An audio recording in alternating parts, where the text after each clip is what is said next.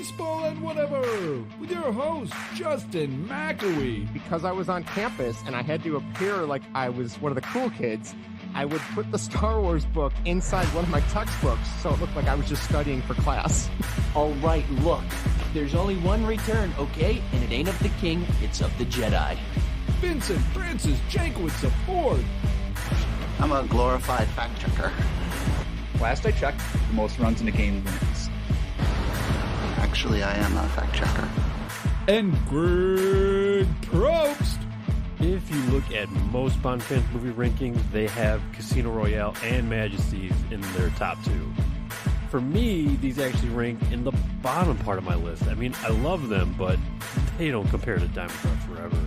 No, stop getting Bond wrong!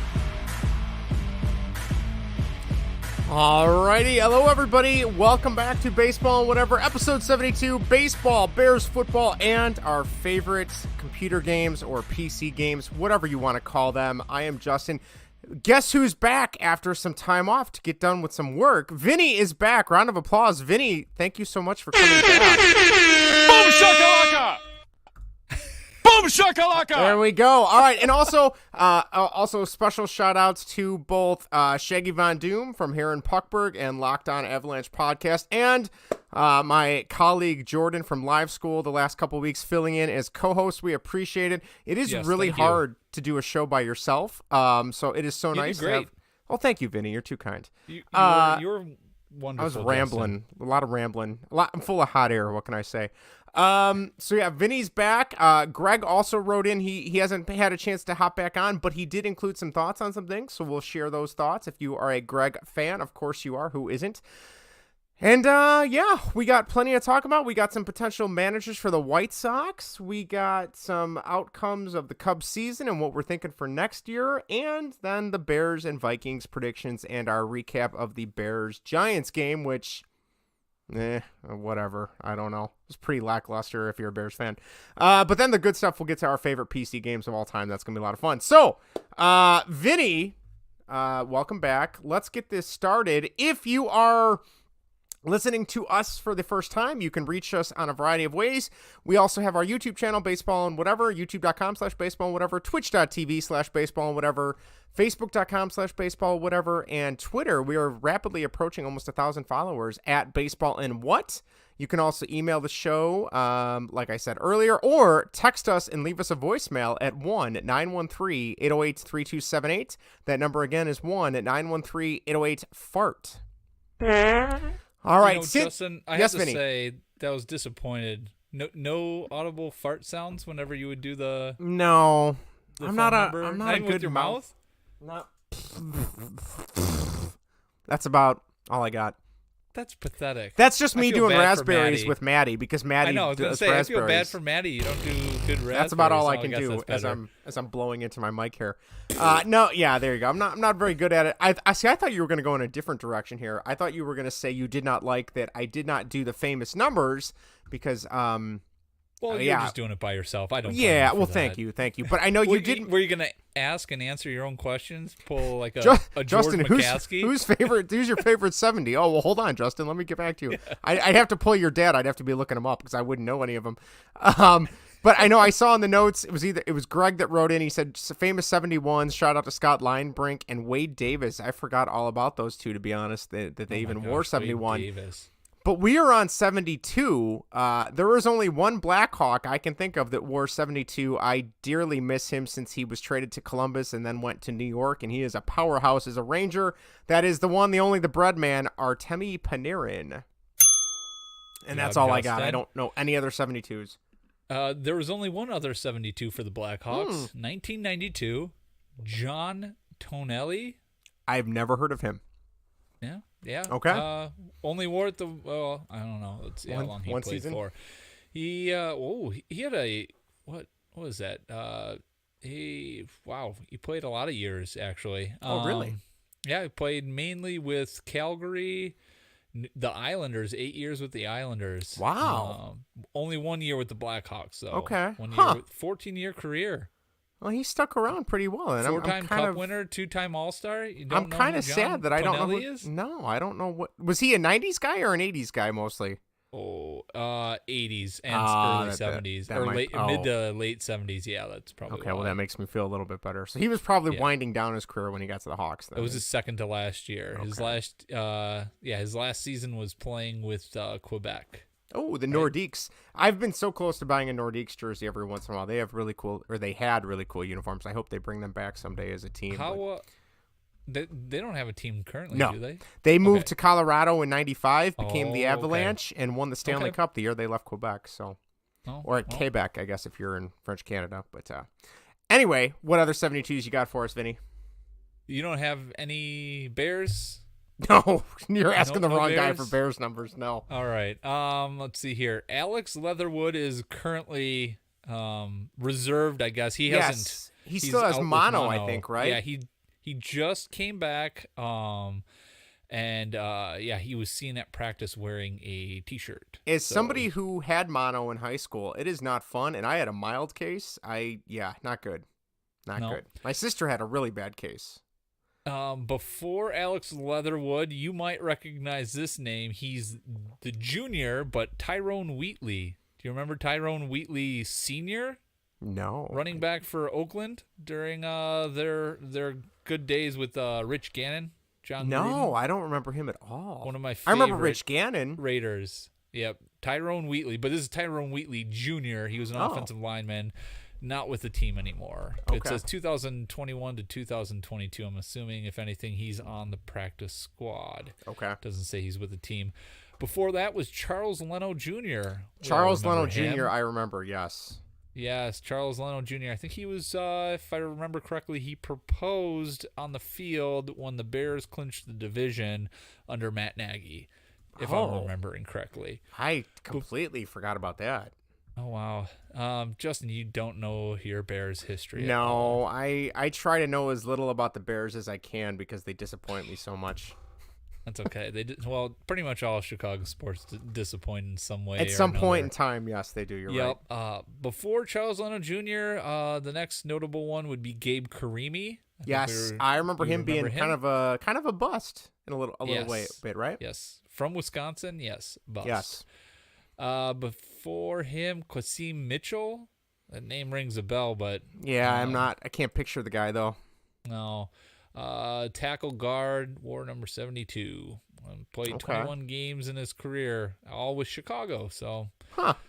Interesting. let's see. Before that, the Fridge himself, William Perry. Perry. Yeah, I know he's having a lot of health problems now. It's kind of sad.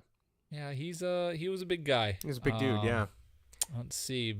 And there's going to be a lot of names I don't recognize here. But the other name that might ring a bell for Bear fans is Jim Cadile. Cadile. Do you think it's Cadile or No. Cadile? I don't remember either. I don't remember him at all. Well, of course you wouldn't, Justin. He was before you were born. 72 Oh, was his last jeez. year. So, yeah, one-time NFL champ. But that was the only other name that looked like it was of significance. So Gotcha. that's it for the Bears. A lot of offensive linemen and defensive linemen. Super Bowl winner. So, Nice. moving on to the White Sox. Do you have the only White Sox to don this number, and it is retired Hall of Famer? Come on, Justin. You get Carlton Fisk. there. Good Hey, job, all right. Justin. I didn't even look that up. Wow. It's Shocking. all up here. I think they used to have it on the was it on the outfield wall? I feel like for a while they had like all the retired numbers on the outfield wall and I left have field. no idea. Probably. Yeah, it's been a while, but yeah. All right. Do you have the Cubs? Anyone from the Cubs? Someone wore it this year. I'm guessing it was a relief pitcher, but I don't remember who. Nope. Starter. Rookie starter. Pitched pretty well. Was it Hayden Kazniewski? No. Wesneski, sorry. Gosh, Wow. you are. Man, you I should really be calling butchered into the score a I lot. butchered. Hey, Are you Bob from Oakbrook? I can neither confirm nor deny that. There we go. Yeah. Javier No, I honestly Assad. don't know who. Oh, is it Javier Javier Assad? Assad. Yeah. Yeah, he had a couple good starts. I'll be curious to see what they do with him next season. Yep. Before him, it was Tyson Miller in 2020. Oh God, that doesn't ring. That doesn't. No. No. He was a prospect brought up. Okay. Thought he was going to be pretty good. not good. Okay. And then Robert Machado, Manny Machado's godfather, actually. Really? I have no idea. Oh, okay. Justin. I should know better by now. Glad things haven't changed, Justin. No, with you. see, I'm keeping things the same for you to come back and ease you in. So. Yep. Yeah. Yep. So that is it for number 72 in Chicago sports lore. Nice. Not All a right. lot there. Very, very good. All right. We did have 2 YouTube comments in terms of our emails, tweets, and YouTube comments. Do you want me to take these, or do you want to take these, Vinny? You got him, Justin. All right. So we had 2 YouTube comments from Shen, and Greg actually wrote in his reactions because I'll let you guess. It has to do with some of Greg's MLB The Show video game videos he did. So our buddy Shen commented first. He said, "Why won't they give us a proper mustache in MLB The Show? That would be for the creative player, the Road to the Show mode." Greg writes in. He says, "I feel they do already with facial hair options, especially with several slots for multiple varieties. Define proper because almost anything except for maybe the Hitler toothbrush mustache can be replicated. Hell, there are many more ways facial hair options in the game than the diagram they give you when being fitted for a respirator. Thanks for watching, Shen."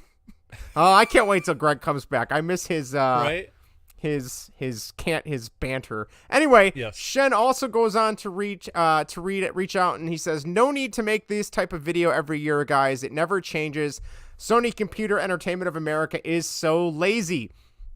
Greg responds by saying, "No shit, man. Why do you think we make them? Sony Computer Entertainment of America? Jesus, we might play Blast from the Past music for that one. Thanks for watching, Shen." Yes, it is now technically, I believe it's just San Diego Studios that makes it. So there you go. There's our write-ins, comments, and tweets from this week. We do have, holy cow, Greg was on a tear. He wrote in quite a bit of hot takes. So do we want to go to the hot takes? I think so. All right, let's Greg's hot takes. Now you want to get nuts? Come on! Hell yeah. All right, want to get nuts? Come on. Let's get nuts! All right. All right, I'll take this first one if you want to take the second one. So these are all coming from a third co-host, the third chair, the trifecta that makes baseball and whatever. That is Greg. All right, his first hot take. He says, "When Switch games go on sale, can you really consider them sales? Breath of the Wild came out in 2017. It is now being set on sale for $39.99 this week. Kirby came out this year and is now $49.99. Save $10. Whoop-de-fucking-do." So, yes, I did see that. I'll be honest, though, Greg, and I know he owns both those games. I don't know if he's played either one. I'm going to go with no. Probably not. But Breath of the Wild, even at $40, Breath of the Wild is a really good game. Like, I'm thinking that might be in like my top 10 of all time, and usually it's just all old games from when I was a kid. So, great Nintendo game. But yes, Nintendo is notorious for their sales are literally $10 sales. They do not mark things down because their games, they sell no matter what price they're at. So, you kind of, if you see a $10 sale, you jump on it. Yeah. So, all right, go. You want to take the next one, Vinny? Sure. Why are all the Modern Warfare 2 pre-order and beta access bonuses going to the digital purchases? Fuck you. Keep your bullshit. I'll take my physical copy. Thank you very much. Yes, Greg, you and I agree. I agree with you on that one. The physical copies are the way to go. But that's probably only for us dinosaurs now. Yeah, I'll be honest. There is something to be said, like the limited time I get to play games now. It's kind of nice not having to get up off the couch to put in a game. I can just, if I have it digitally. God, you're lazy. I know. Well, I'm tired. It's been a long day. But I have not seen any of the Modern Warfare 2 stuff because I'm kind of off the Call of Duty train. I've been off for a couple years. So I know Greg, when we saw him at Maddie's baptism, he was talking about how excited he was for that. So, yeah, we'll see. I don't know. We'll see how it goes. Also, if you're a big video game fan, a couple weeks ago, the Grand Theft Auto 6 map leaked out. There was a hack from like a 17-year-old over in the UK. Oh, wow. He hacked it, and somehow he hacked it through his phone, which I can't even imagine how good of a hacker you have to be to use your phone. The only thing I can think of, like, if he was like spoofing people and getting their passwords and going that route, maybe you wouldn't need a really high-tech computer. But anyway, Greg writes in and says, "The GTA 6 map nerds are out in full force piecing together leaked images to build a potential open world for what appears to be Vice City. From what some of the early builds show, the map looks massive compared to GTA 5. Hopefully, though, it's more interactive and in-depth, at least with interiors, than an unmodded Grand Theft Auto 5 was. Shout out to the people who have nothing better to do, by the way. Appreciate all you are doing. Vinny, are you, did you ever play GTA 5 on Xbox 360? Yes, I did. Did you like that one or no? You like it? I did. Okay. I really did. Yep, it was good story. Yeah, I liked being able to switch between the three people. That was pretty cool. I thought that was a good story. The heists were really cool. I've been really meaning to go back and play 4. Did you ever play 4? Which one was 4? That was with Nico. He was the Eastern European I played immigrant. a little bit of it. It seemed pretty, like, I mean, with 5, it kind of progressed. Yeah. Like, it was easy. Like, with 4, it seemed like a little bit, like, there was so much you had to do, like, calling people. Yes, the friends, cell phone like, stuff. oh, that's and a little having to go hang out with much. friends and take them bowling. And, yeah, it kind of was overkill. But I remember I've been meaning to go back because I was reading some articles about how, like, good of a game it was and, you know, how much it's set up for future games. And it was good. I never beat it. I remember I got to the last mission and I couldn't beat it, so I threw in the towel eventually. But the last thing I had on here, I actually wrote this in. The Super Mario movie trailer came out today, and I'll be honest, like I was kind of writing it off because I'm like, Chris Pratt as Mario seems dumb. Like Charlie Day is Luigi, Keegan Michael Key is Toad. Jack Black is Bowser. I'm like, oh, this isn't going to be very good, you know? Because the guy that's done Mario for the video game since like 1996, he's just like I think he's doing extra voices in the background. Okay. I'm like, this isn't going to be good. But I watched the trailer. It actually looks like it might not be too bad.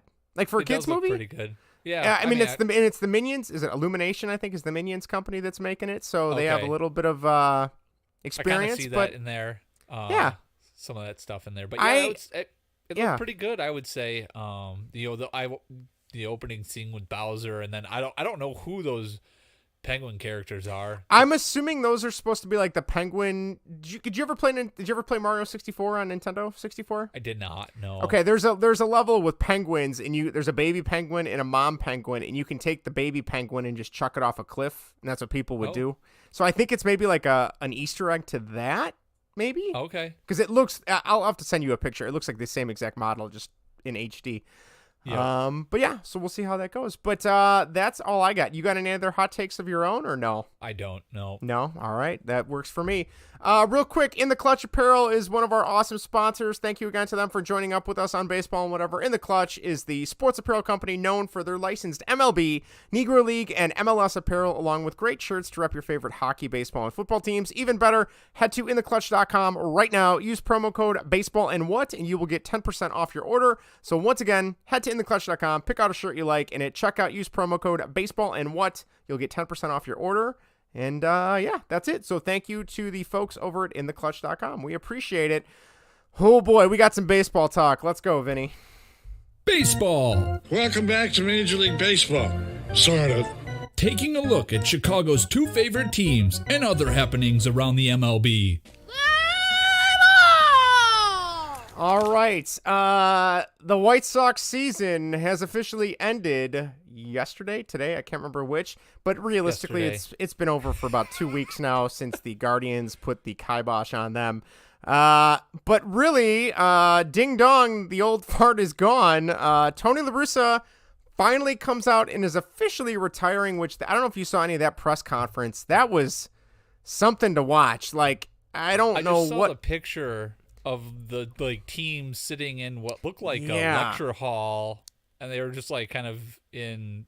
It looked like they just got out of practice or something. They all kind of just looked I don't in there, and I don't know if they were doing exit interviews because first it was framed as this is La Russa's retirement press conference, and then Rick Hahn came out and said, "Oh no, this is just the end of the season, like I don't know, state of the White Sox press conference." But Tony La Russa is going to be there and retiring, which seems odd that you would jam that into one thing. And I don't. And then Rick Hahn came out and said all the stuff they're looking for in their next manager, which was all the stuff they were looking for in their next manager when they hired Tony. Yeah. So it was like a news dump The Yeah. White Sox are great at that. It was like they were trying to news dump Tony's retiring. It's like a with Saturday or afternoon they at were like trying 5. yeah, news dump the state of the White Sox. They were trying to just news dump all of it as much as they could. Like, hey, we suck. Please don't listen to this. Exactly. All right, so I guess the first question we have is, does this tenure with him being at the White Sox and, they had a first good half of the first season he was a Sox manager last year, and then after the All-Star game it was a tank job pretty much, below 500 until now. Does that ruin his tenure, or I'm sorry, does that ruin his legacy as a manager in the MLB? I mean, he's already a Hall of Fame baseball guy, so... Yeah, absolutely not. I don't think so. I know I got into it with a couple people. They were like, well, anybody that was born after 1990s, this is going to stain. I'm like, nobody outside of the White Sox are even going to remember that Tony was the manager for 2 years. Yeah. And they went on to say that last year he was a bigger laughingstock than this year. And I don't recall. I mean, outside of the Yermin Mercedes debacle, I forgot all about that already. It was pretty quiet because they won the division pretty handsomely. This year he was a laughingstock because he was falling asleep. He was walking guys on favorable pitch counts, running out to break up fights. That was last year. Oh, was that was last year? year? Okay, yeah. sorry. So, but even still, like I don't consider that a laughing stock as in like, look at, they have Tony La Russa. What a moronic. That was just like, look at Tony, little old man running around out there. So I honestly don't think this is any sort of stain, even with the younger crowd outside of fans that are White Sox, outside of the White Sox fans. Like, they're going to remember it because this is their window and it was a complete waste for 2 years. It was a shit show, yeah. No, I think you nailed it. Like, when I think of Tony La Russa, I think of him as a Cardinals manager, just completely, I guess shoving would be the wrong word, but completely just derailing any Cubs chances for a good decade in St. Louis. Yep. And then to a certain extent, I as a kid, I remember him coaching and running the A's. And granted, they weren't maybe as good as the Cardinals were during his time there, but with Canseco and McGuire and Dave Stewart and who else? Ricky Henderson. Like, I remember that. He managed some great teams there. So that's what I think of. I never think of him in the 80s as a White Sox manager just because I don't really remember. I don't remember it, and I wasn't around for it. But this is, like you said, it's going to be a blip on the radar for anybody outside of Chicago. He's already in the Hall of Fame, so it doesn't matter in that regard. Yep. I think Maybe he'll do some cushy front office gig where he'll show up a couple days a week at I almost said the Cell, at guaranteed rate, and that'll be it. I think that'll be all you'll hear from him again. Or he'll go to some obscure team and do something in their front office like he did with the Diamondbacks. I still don't know what he did when he was in Arizona. No clue. Drank? Yeah. I suppose that was one thing he did for sure. All right, I'm going to throw out some names, and I want you to give me a yay or nay if you would want them as your next White Sox manager. And Greg, if you're listening to this later, write in and tell us what you think. First one, Joe Maddon is available. Would you take Joe Maddon as a White Sox skipper? Wow. All right, you got to give me your reasoning on this one. Because, I mean, really, what's the difference between him and Tony? The games passed him by. Yeah. That was clear with the Angels. He was doing goofy stuff with the Angels. Remember, he walked in a run? Mm-hmm. And then, I mean, it ended up working. Yeah, that was when you saw Mike Trout being like, what are we doing? Like out in center field. Yeah. Yeah. So I don't think so. I know what he did with the Cubs. Thankful the Rays, for that, but I just think the game's passed him by. He's the guy that thinks he's the smartest guy in the room and does. He's not. No, the weird things that doesn't work. So. I will still argue to the day I die that the Cubs winning Game 7 in the World Series was in spite of him. Yes, he almost blew that game. And he did a great job that season and leading up to it, but Game 7 he almost blew that one. It almost felt like he was in over his head for some reason, which was surprising. Yeah. And I remember when he was a first Cub, having the goofy petting zoo stuff at spring training and the magician and like all this goofy stuff. And I remember I still have to read his book from when he was still a Cub manager. I have his book, and then he just wrote a new book about his time with the Angels. Right.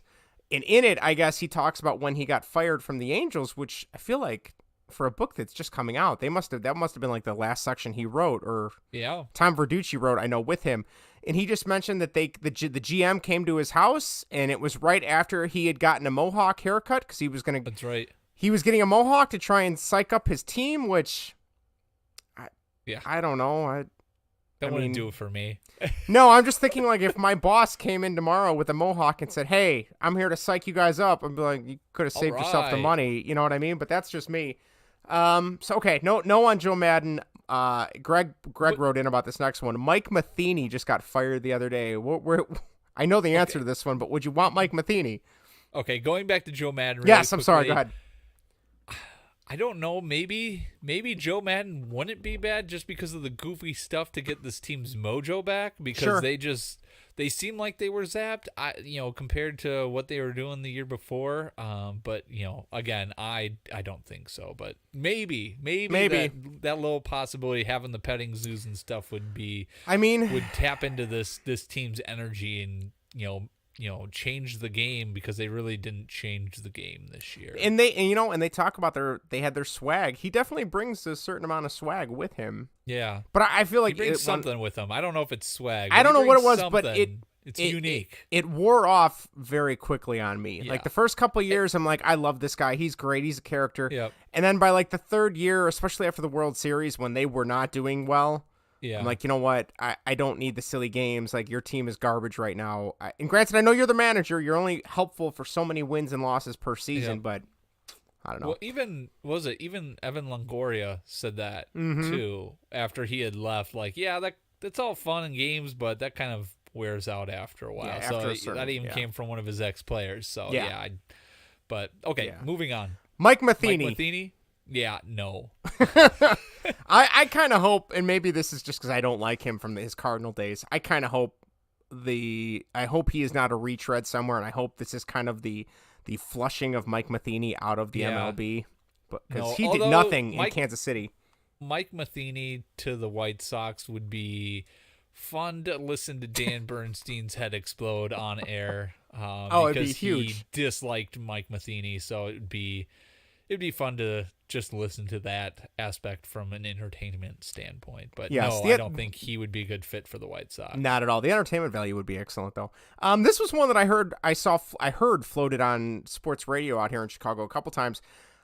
Craig Counsell, the Brewers kind of choked at the end, which I found hilarious. But there were some talks. Is it time for Craig Counsell to move on from Milwaukee? What do you think about Craig Counsell as a White Sox manager?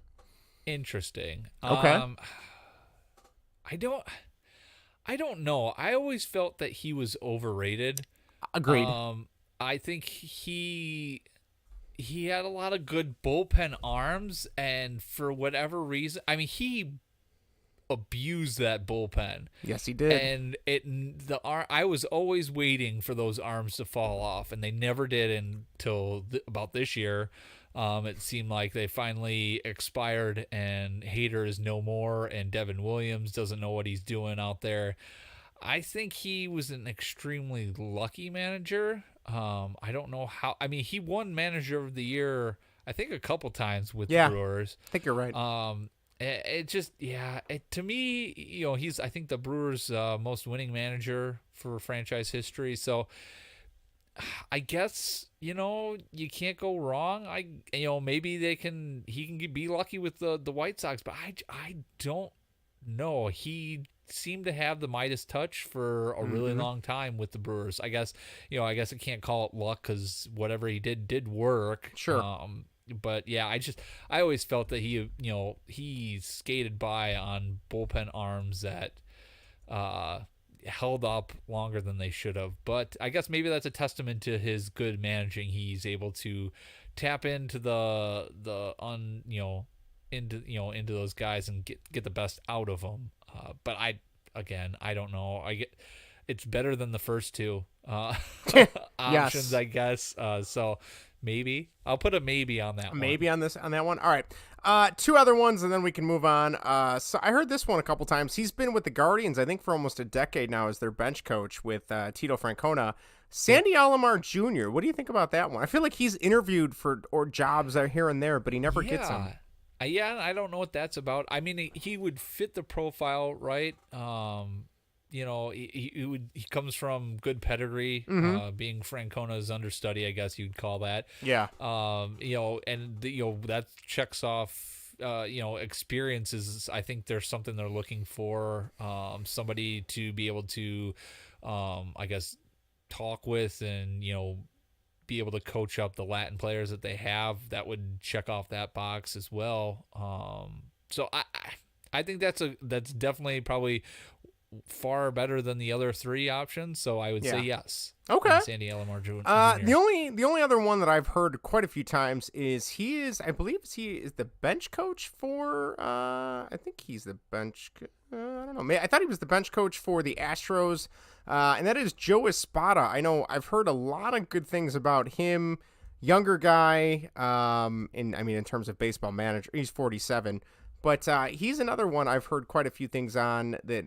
Astros, depending on if we're talking the cheating years or the non-cheating years, because, frankly, they're back to being a really good team, and they don't have their trash can stuff going on. But he's another one that I could definitely see. He's been linked to Kansas City now, but I feel like it's only a matter of time before somebody scoops him up. So I'd be curious if the White Sox take a run at him. We'll see what happens there. But yeah. I mean, that's another good one with like Sandy Alomar Jr. comes from good pedigree of coaching. He's Puerto Rican, so again, that checks off the being able to connect with the Latin players on the team. So a lot better than Tony did. Although that was their criteria before, and then they brought in Tony, and everybody was like, that doesn't make any sense. I think it's funny. I'm looking at this MLB.com article that was literally written 2 days ago, and they have a list of names that come to mind. Bruce Bochy retired. It's like, why would the White Sox go that route again? I don't understand that at all. I've seen that name, mentioned, and I don't get that unless he's looking to get back into managing. Maybe that's a rumor going around the MLB. And then I thought it was funny. There was they talked about he doesn't have to have a White Sox connection, but then they list AJ Pierzynski and Jim Thome, which I didn't even know Jim Thome wanted to get into managing. I think he's the White Sox president of the MLBPAA. Let's see. Okay, and I know there's been videos of him at practices doing hitting stuff, so I guess maybe. I don't know. Maybe. It seems like a terrible idea. They mentioned Chris Getz, who I know is working with the White Sox. Then they mention Willie Harris, who's the Cubs third base coach, who he supposedly is on like a fast track to being a manager. I've heard that he is becoming highly recommended by David Ross. I've heard he would be a very good manager down the road. But then that White Sox connection, I know they're trying to get away from that. But, I don't know. Yeah. You don't want to disqualify people just because of that. But we'll see what happens. I don't know. If they're going to bring in somebody with White Sox connection, Willie Harris probably would make the most be the one sense. to go Don't with, bring in AJ Pierzynski or Jim Thome. But no. I don't, bringing in ex-catchers, that's, kind of a trendy thing right now. So... yeah, maybe they do it, but I don't. I do not think Miguel Cairo will be back. I think he's gone as well. Yeah.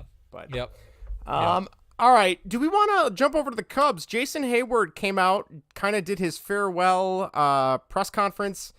Do you want to kind of go over what was discussed in that? You can.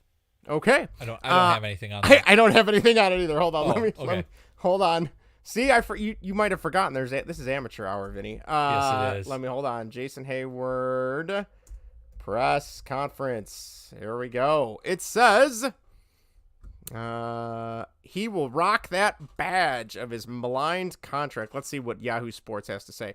He said he's a very fortunate person to be on this select group of players. He wants to be able to show his value as a person through one of the toughest times he had on the field. But getting that World Series ring was obviously a big deal. The big thing he kept emphasizing, though, in his press conference was that he knows his contract is bad. He knows that, he did not live up to that contract. So I give him credit for doing that.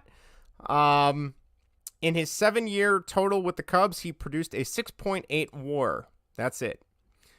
After a 6.3 WAR single season with the Cardinals, that's what got him that mega deal contract. So pretty crazy. In terms of worst contracts the Cubs have given, I almost can't even include this one just because, it somehow led to a World Series. It was the speech, the rain delay speech. When I think bad contracts Theo Epstein gave out, I think Tyler Chatwood and I think Edwin Jackson. Those are the two that come to mind immediately for me. But, yeah, I mean, I didn't realize he turned down 10-year, $200 million offers from the Cardinals and Nationals before he signed with the Cubs. That's crazy to think about. Yeah, he signed with the Cubs for less money. That was something a lot of people tend to forget. And yes.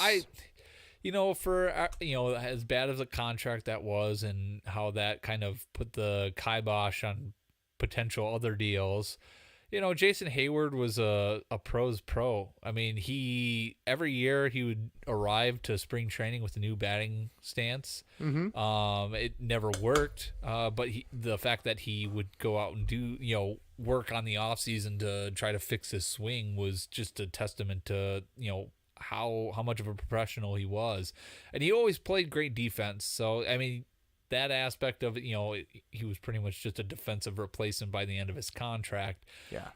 But I mean, I don't know. I like Jason Hayward. Yeah, it's unfortunate he never took that next step that we all thought that he was going to after that great season he had with the Cardinals. But him being on, he's on the World Series team. He made great plays during the playoffs. So, I guess you can't really say it's the worst contract in Cubs history. It wasn't good, but it helped lead to something I never thought I would ever see as a Cubs World Series. So I think you nailed it. I can't be too upset about it. Even if it was just the one, I can't be too upset about it. I think that's pretty much it. I mean, like you said, he was a pro's pro. No matter what, he was a consummate professional. Always would still sit down and talk to the media, even though he was usually having a horrible go at the plate. Still, I mean, his arm was excellent in right field. His defensive capabilities were excellent.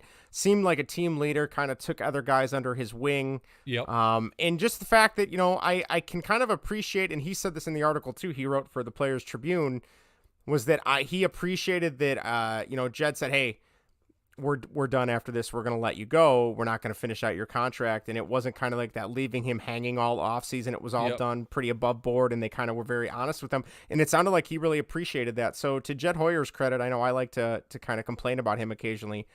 That was, if the players appreciate that goes a long way, and that gets out and that helps, bring other people in when that the front office is willing to support you and help you, even if they don't really, want your services anymore, I guess would be the proper way to say it. So, yeah.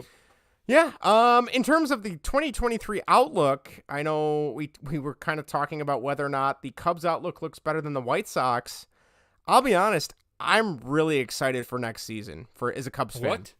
I know. Whoa. Now, I'm not gonna go. The presses. Wow. I'm not gonna go the Vinny Jenkowitz route and say that they're gonna win the division. I'm definitely not not win the division. Oh yeah. Oh no.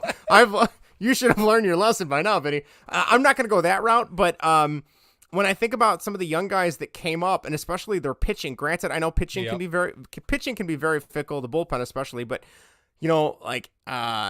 Wisniewski and we talked about Javier Assad, and Keegan Thompson was coming back from his injury that he had, and Justin Steele, and then Marcus Stroman. Sampson. Yes, Adrian Sampson. Marcus Stroman's second half was phenomenal. That's the guy you wanted when you signed that deal, and maybe Kyle Hendricks can turn it around. We'll see, but you can see where it's going.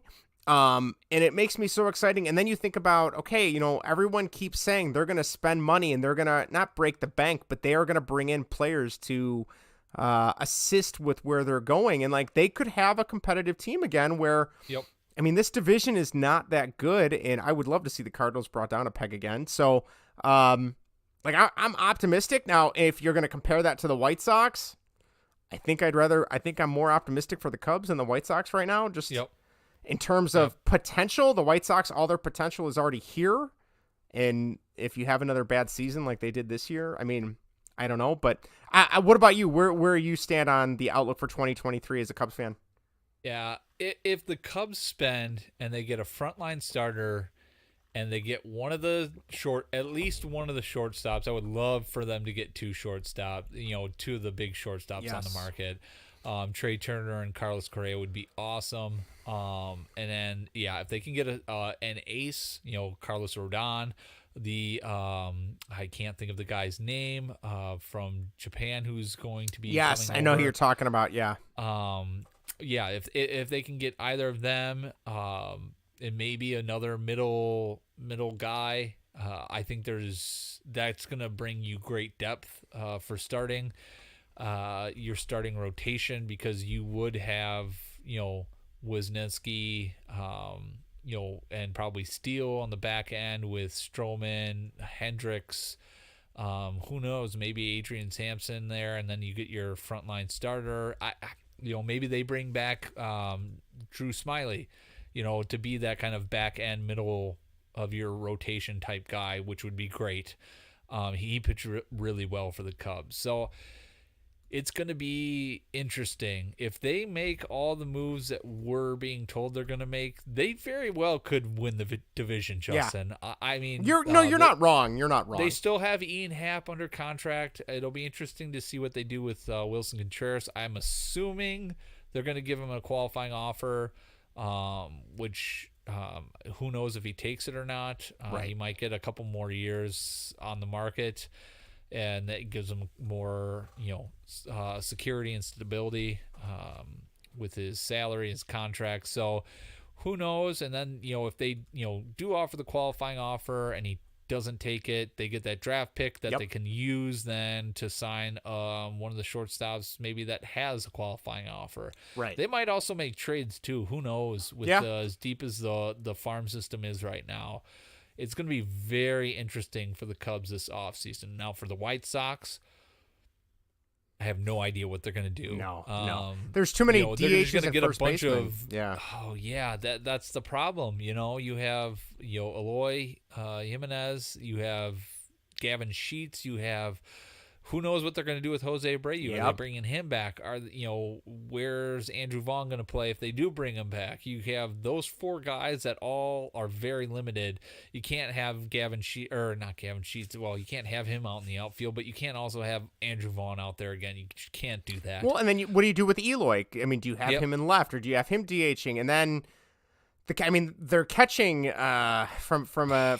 I mean, you can't have Grandal out you there. can't have Grandal as a catcher all the time, and you don't want him as a DH then, because that messes everything up. So, and he's only got, I think this is his last year on his deal, if I'm not mistaken. But I don't know.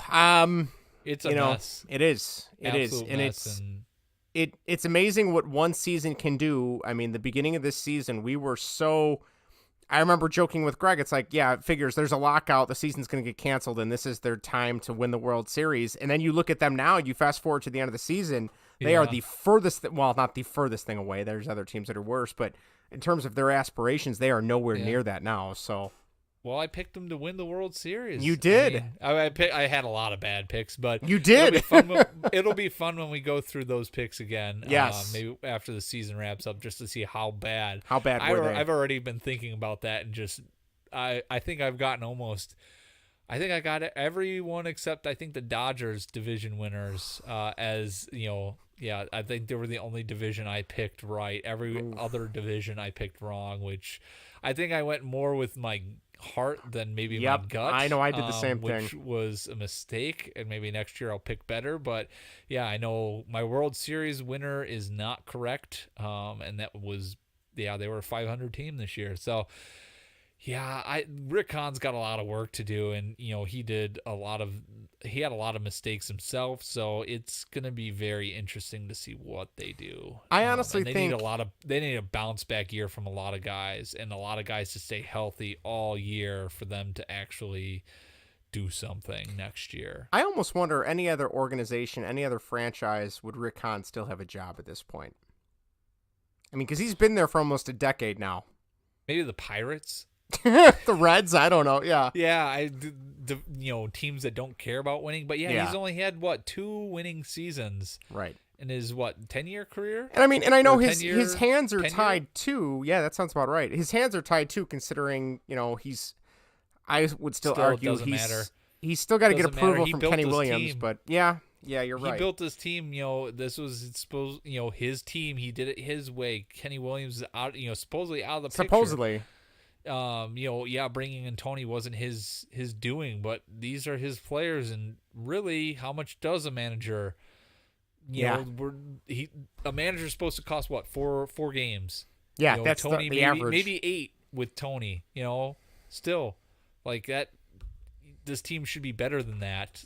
They were that last year, but again, you had career years out of some pitchers.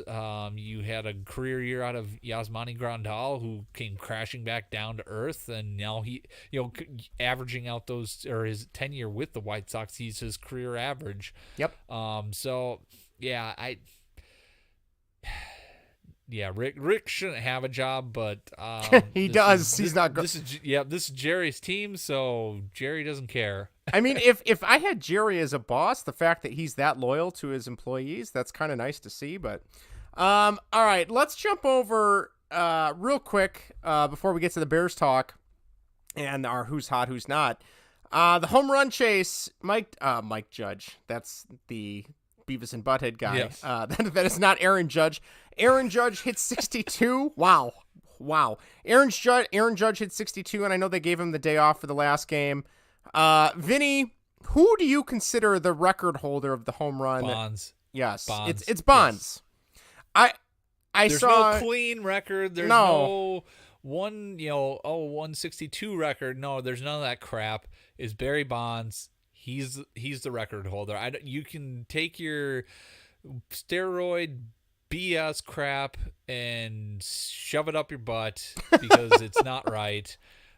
He was, technically it was a level playing field for all those guys. You had pitchers that were taking steroids, and for Yankee fans that want to complain about it, what were the Yankees doing as a team? They had a lot of guys on that team that were taking steroids in the 90s. Sure. Are you going to vacate your championships? They had cotton uniforms back then too.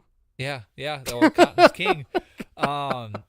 But he's the record holder. I don't care about the steroids. No, I don't care anymore. You had guys like Nelson Cruz and Ryan Braun taking PEDs that which was just a decade ago, if that. Undetectable, and the only reason they got busted is because Ryan Braun got busted is because he was taking more than he was supposed to be, and he still had some in his system after the game. But I'm not saying Aaron Judge is taking him. I'm just saying that who knows who's doing what. Cheating has been around in baseball since the beginning of time. Maris, during that time, they weren't maybe taking steroids, but they were taking the greenies. the greenies. To help give them an edge. So yes, players are doing stuff to give them an edge on both sides, pitching and hitting. It's just the way baseball is. It is what it is. Yep. He's the AL record holder, and you know what? That's awesome. You can't take that away from him. Great that he did it. I sat there and I didn't watch it live, but I watched the replay. Yeah. I thought it was cool. Yeah. But it's not the MLB record. And no. And I thought it was so funny. Our former guest of the show of CHGO, Cody Del Mendo, he had a great tweet the other day about. I want to say it was Cody. Talking about who cares? Like, it's over and done with. I tweeted back and I'm like, yeah, I completely agree. Like, in high school, I was all Mr. Oh, this is so unfair. This is so wrong. Blah blah blah. But like now as an adult, I don't give a shit. I don't care. And then you factor in like there were really good players in the 20s and 30s and 40s who weren't even allowed in the MLB until Jackie Robinson broke the color barrier.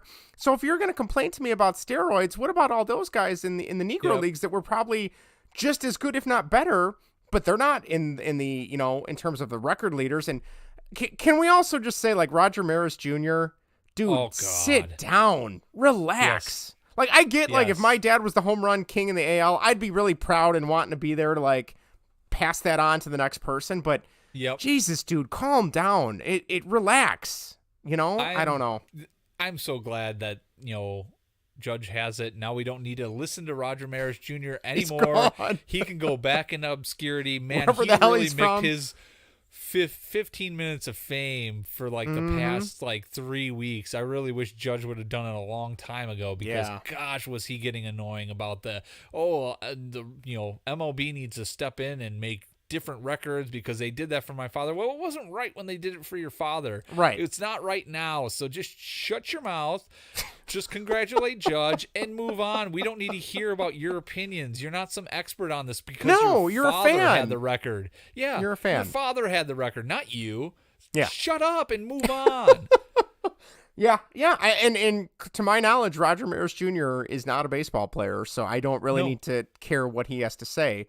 Nor do I really care what some of the baseball players have to say anyway. Yeah. But or John Heyman. Don't even saying get me. that steroids. He wrote an article that said steroids ruin baseball. They didn't save baseball; they ruined baseball. If it wasn't for steroids in 1998, I guarantee you half the teams, or at least a quarter of the teams, would have contracted because baseball was in such bad shape back then. Yeah, and John probably would be out of a job. Wow. I love it. He's literally shitting where he eats. Congratulations, John. You're a moron. All right, well, I don't think I can top that. So real quick, let's jump. I'm just going to go through the postseason bracket, and we can make predictions. I don't know if you want to just tell me who you think's going to win. Okay. First up, we have the Tampa Bay Rays and the Cleveland Guardians. Do you have a leaning one way or the other? Gosh, I don't. Yeah, I don't know. I didn't follow the Rays close enough, but yeah, I'm going to say Guardians. I'm leaning Guardians because I feel like they're the hot team right now. But I feel like the Rays will probably win because that's what they always do. The winning team will go on to play the Yankees, which we'll see what happens. The next wild card series is Seattle and Toronto. I am, as somebody who kind of likes both teams from afar, I am very excited. I think that's going to be a great series. Yeah. How about the Rays play the Mariners and the Blue Jays, and then I'll say Blue Jays and Mariners. But, can we just move both teams to the second round? That'd be fine with me. It'll be interesting. I'm going to say Mariners for this one. Okay. I think I'm going to go that way too, but I could also see all of the Blue Jays kids coming in just wrecking shop. So we'll see. I don't know. Whoever wins that goes on to play the Astros. Hopefully they get taken down a peg.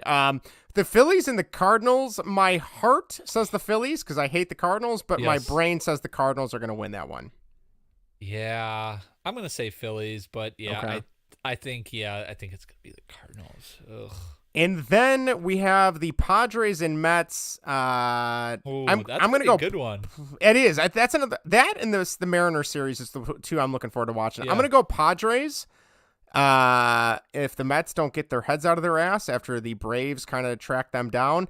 But realistically, whoever wins that series goes on to play the Dodgers, and I think the Dodgers take that one no matter what. But I'm going to say the Mets are going to win it. Ooh, really? I like their pitching. Well, yeah, it's a 3-game series, right? Yes. I'm gonna say the Mets. I know that Yu Darvish has been pitching pretty well this second half. But I'm gonna have to. I just think you got DeGrom, you got Scherzer. I think the Mets they're gonna do it. It's not like the Mets played bad in the second half. It's just that the Braves were ungodly, out of this world right now. Yeah. I'm gonna go Mets. All right, in that one. We will see what happens because those series should be pretty close to over by the time we get to next week's show. All right, well, that's it for around Major League Baseball, and I know we have some hot or not, so let's go to hot or not real quick. And now, folks, it's time for Who's Hot? So damn hot. Oh, hot. Because I'm a hot little potato right now. And who's not? I'm afraid that the conditioners left me cold. Freezing my royal Rastafarian name-is off. This guy sucks. All right, Vinny, tell us. I know you were saying there's not many guys that qualified for hot or not this week on each team, but take it away. There is not. Justin, we're going to start with the White Sox, who had the better record. Maybe not the better outlook, but the better record for the 2022 season. Justin, who was hot for the White Sox for the entire season? Ooh, for the entire season? Yes. All right, let me think here. I'm going to go, he didn't have the power numbers, but I know his contact was way up. I'm going to go Jose Abreu. All right. Good job, nice. Justin. Now, yes, Jose Abreu, 15 home runs for the year. Wow. He slashed 304 with a on-base percentage of 378 and slugged 446 for a OPS of 824. Not really the greatest. But he had a weighted runs created plus of 138, a walk rate of 9.1%, a strikeout rate of 16.2%, and an ISO of 141 with a BABIP of 350. Pretty impressive BABIP. That is good.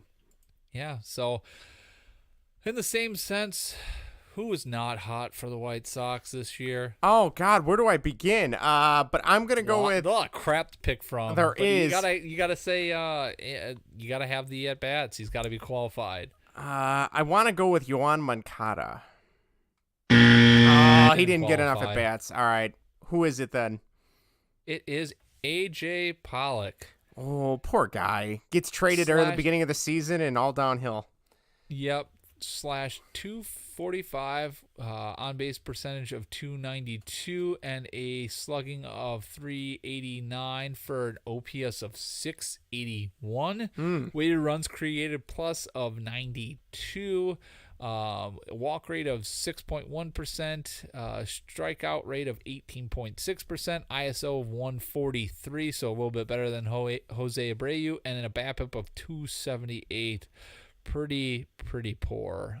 Did have 14 home runs though, so he had that going for him. A little power there in his bat. Yeah, a little bit. Yeah, for power for the White Sox, not for the rest of the league though. But that is your hot or not for the White Sox season. It was pretty ugly for the White Sox. Oh boy, yes, I would agree with you on that one. Moving on to the team with the better outlook, the Chicago Cubs. Justin, who's hot for the Cubs this year? Now, initially I was going to say Nico Horner, but I feel like he had a couple IL stints, so I'm going to change my guess to my guy. I've been his number one supporter since he came into the league. That would be Ian Happ. All right. Good job, Justin. Yes. Ian Happ slashed 271 with an on-base percentage of 342, slugged 440 for an OPS of 782. Weighted runs created plus of 120, BABIP of 336, walk rate of 9%, strikeout rate of 23.2%, and ISO of 169. Had 17 home runs, 72 RBIs, and 9 stolen bases for the year. Good for him. Yeah, good year for him. And hoping maybe they can keep him around. I hope. He's been, he's great in the outfield. He proved his worth at the plate this year. Justin, who was not hot this year? See, this is tough because initially I'd say Frank Schwindel, but I know he doesn't qualify. And then I would say Nick Madrigal, but I know he doesn't qualify. So my last guess is going to be Patrick Wisdom. Oh! Hey, all right. Woohoo! Patrick Wisdom, yes, 207, on-base percentage of 298, and a slugged 426 for an OPS of 721. Weighted runs created plus of 104. Hit 25 home runs, batted in 66, 8 stolen bases, walked 9.9% of the time with a strikeout rate of 34.3%. ISO of 220 and a BABIP of 274. You know what, Nico Horner, he actually qualified, Justin. Did he really? Yeah, he had the at-bats. Do you know what his weighted runs created plus was at the plate this year? Oh, I want to say something like 200 maybe? 200, Justin? Wait. Runs created plus? Oh, I'm thinking of, I don't know what I'm thinking of. No, what is this WRC plus, Vinny? It is 106, so it was only 2 better than Patrick Wisdom at the plate. Oh, wow. So yeah, Holy cow. For as good as I thought he did at the plate, yeah, the weighted runs created plus is not really there. It's not there for him. No, but yeah, it's still not the worst of Cubs hitters, but yeah, of qualified Cubs hitters. So Yes, that is the Cubs, hot or not. Moving on to the MLB. Oh man, Justin, okay. I think this one's a chip shot. If you don't get this, I one, think then I know this you one. were watching this year. Who was hot in the MLB this year? I'm gonna go Shohei Ohtani.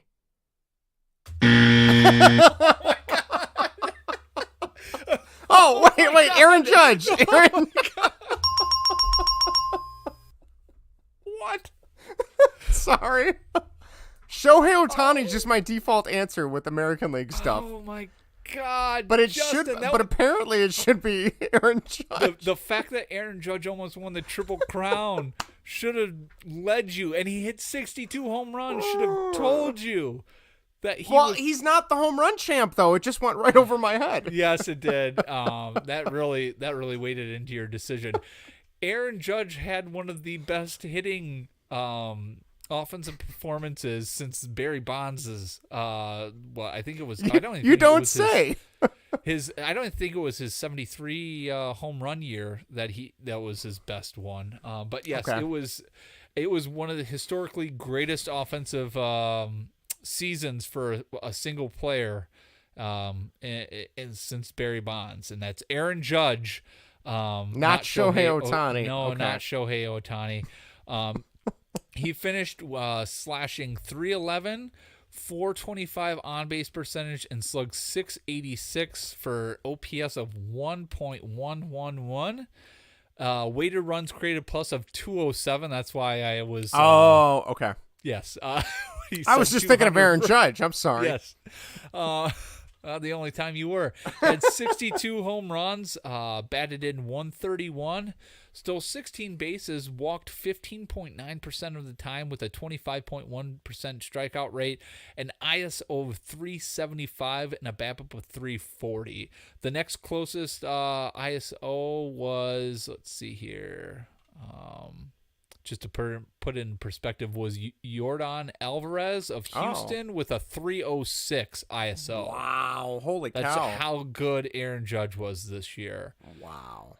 Justin, this one's going to be a little bit harder, so I'll give you the team. Oh, thank you. Yes. Who was not hot? This guy played for Detroit, and it's not who you're thinking of. Let's just put it that way. Okay, I would say Javi, but then it can't be Javi. No. This guy also played for the Orioles and the Brewers, I believe. Brewers, Jonathan Scope. Yes. Thank you. Jonathan Scope was the worst qualified hitter in the MLB this year. He slashed .202 with a .239 on-base percentage and slugged .322 for an OPS of, hold on here, doing some quick math, 561, weighted runs created plus of 58, hit 11 home runs, which would be pretty impressive on the White Sox, batted in .38, stole 5 bases, walked 3.7% of the time, struck out 21% of the time, had an ISO of 121 and a BABIP of 234.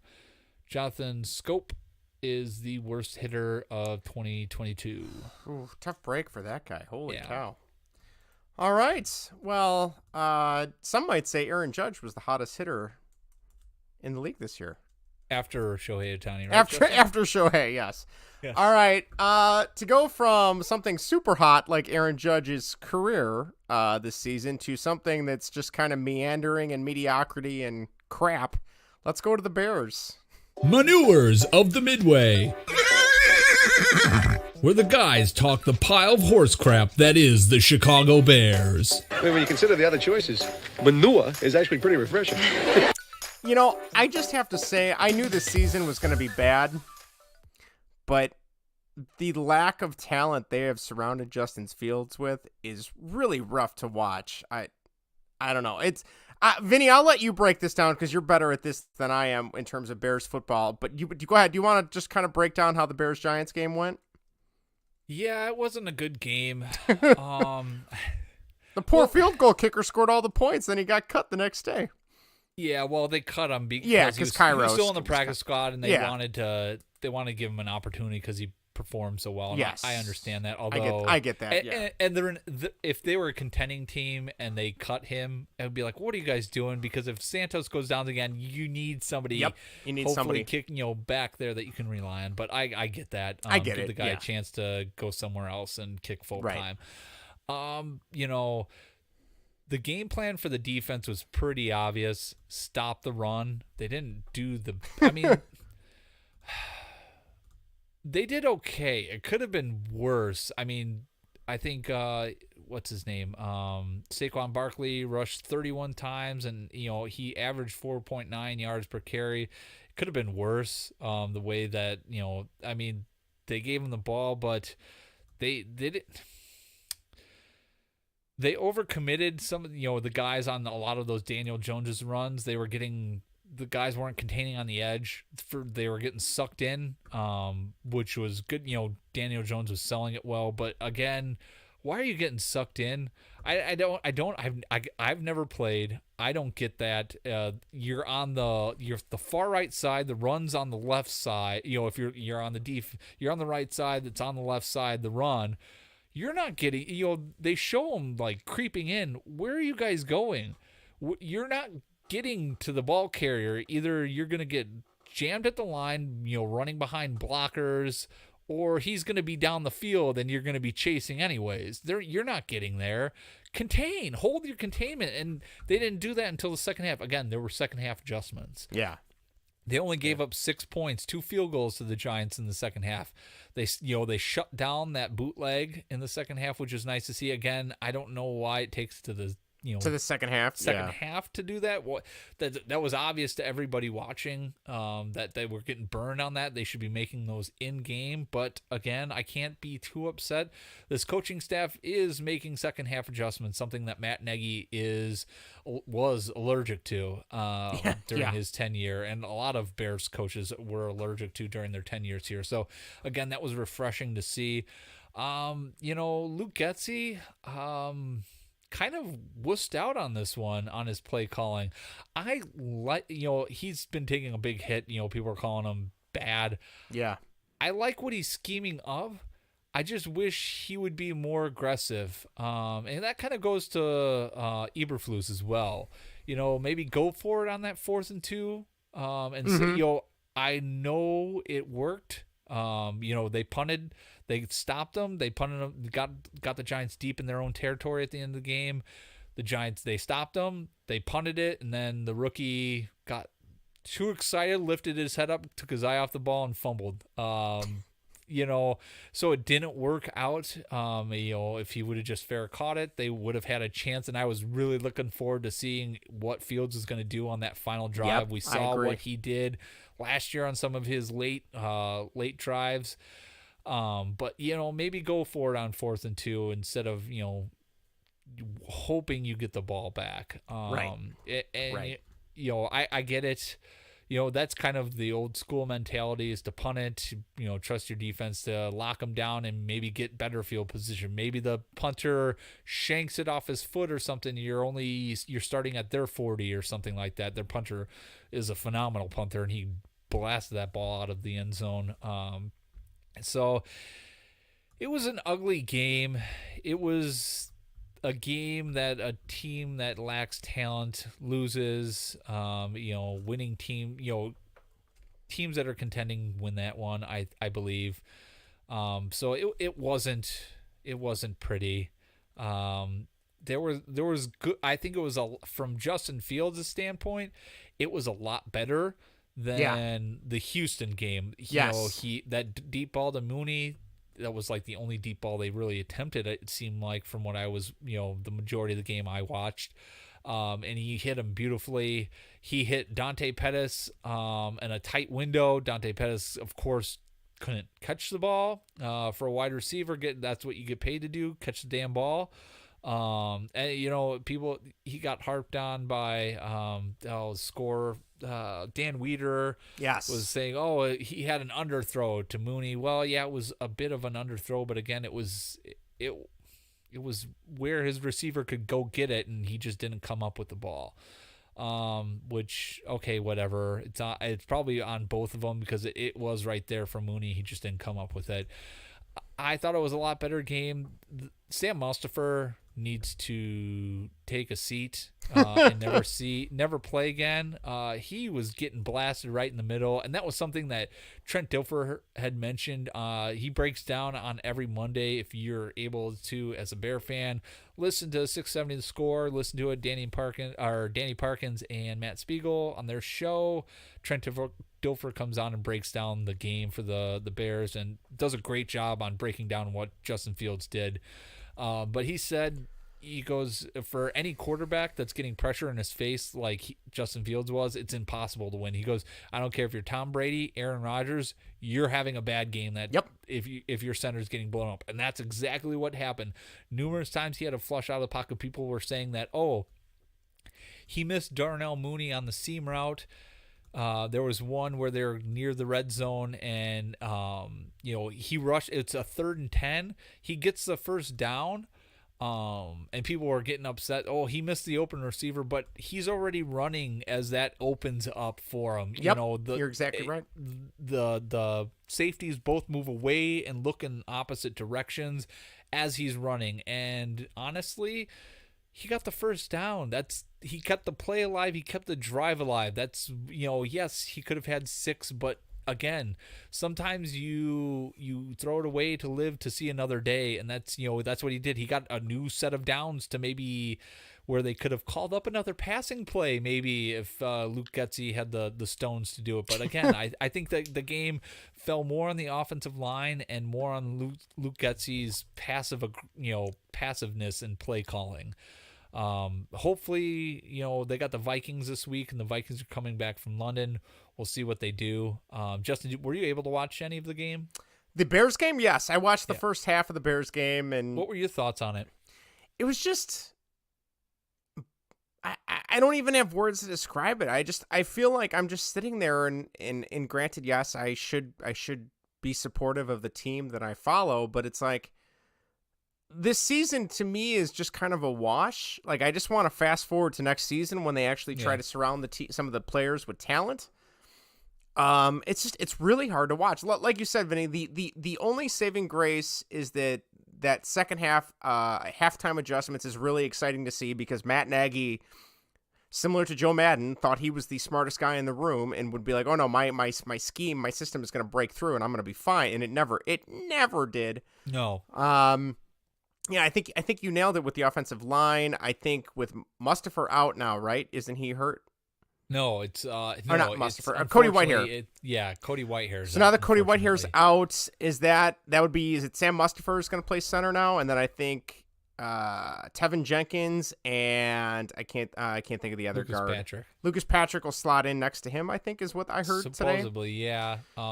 I've seen that, but ESPN listed the rookie that they drafted in the 5th round is going to be starting at guard. Okay. And Lucas Patrick is supposedly, I don't know where he's at on his recovery. He's been snapping balls for the past 3 weeks now. Yeah.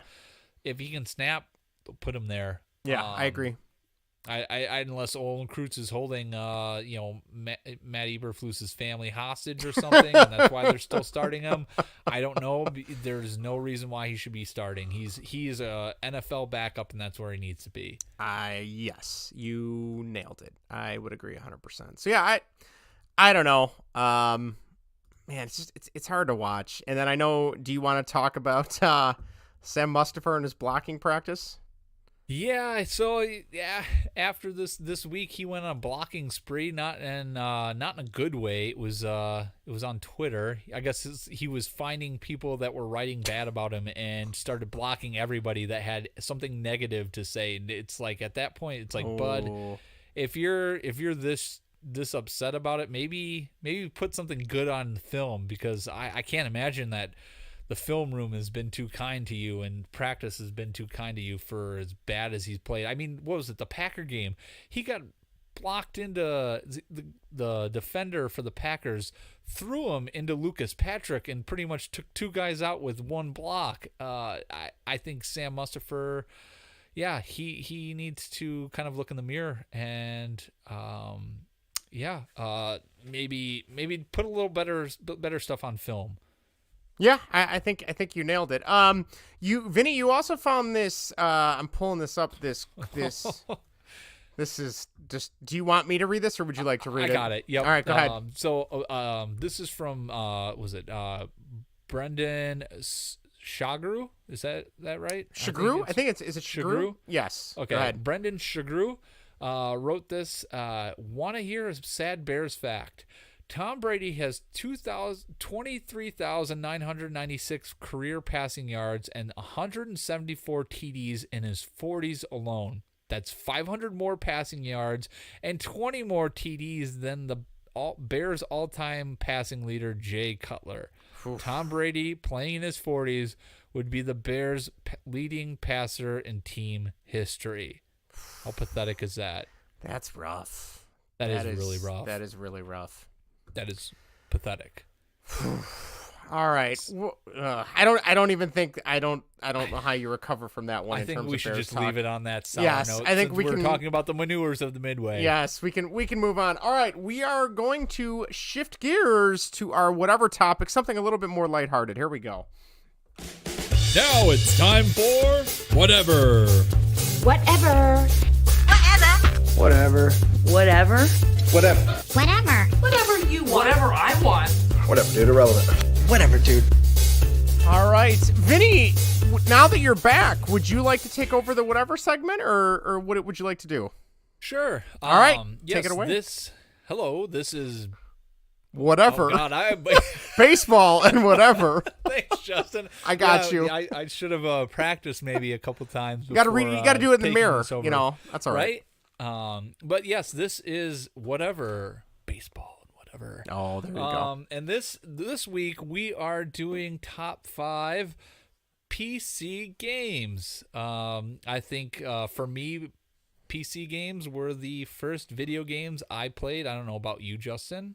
Yeah, I had. My parents had a Nintendo before I was born, and between, but yeah, which. My parents were gamers. They're not gamers by any means, but like they had like a handful of Nintendo games when I was born, and then I got into it. But on top of that, we did get I still remember we had an Apple II we got from my grandpa. It was a black and white computer. I'll dive into that later. And then I remember we got our first color computer, and it like blew my mind. And I played a lot of games on that. And then that was probably like the last time I was really big into PC gaming, because I've had Macs and Apples since then. Mm-hmm. So yeah. Yeah, okay. But I'm excited. Nice. I do have some stuff to discuss for sure. I want to actually say the first video game system I played was in television. Do you remember that? Oh, yeah. I think my grandma had a ColecoVision I remember playing, which was similar. Very similar. Same idea. Burger Time. Your sister loves Burger Time. Yeah, that game's hard. I bought that for the Wii for her when she had her Wii set up. Well, I think it's down here somewhere. It's not set up, though, but... Okay. Anywho.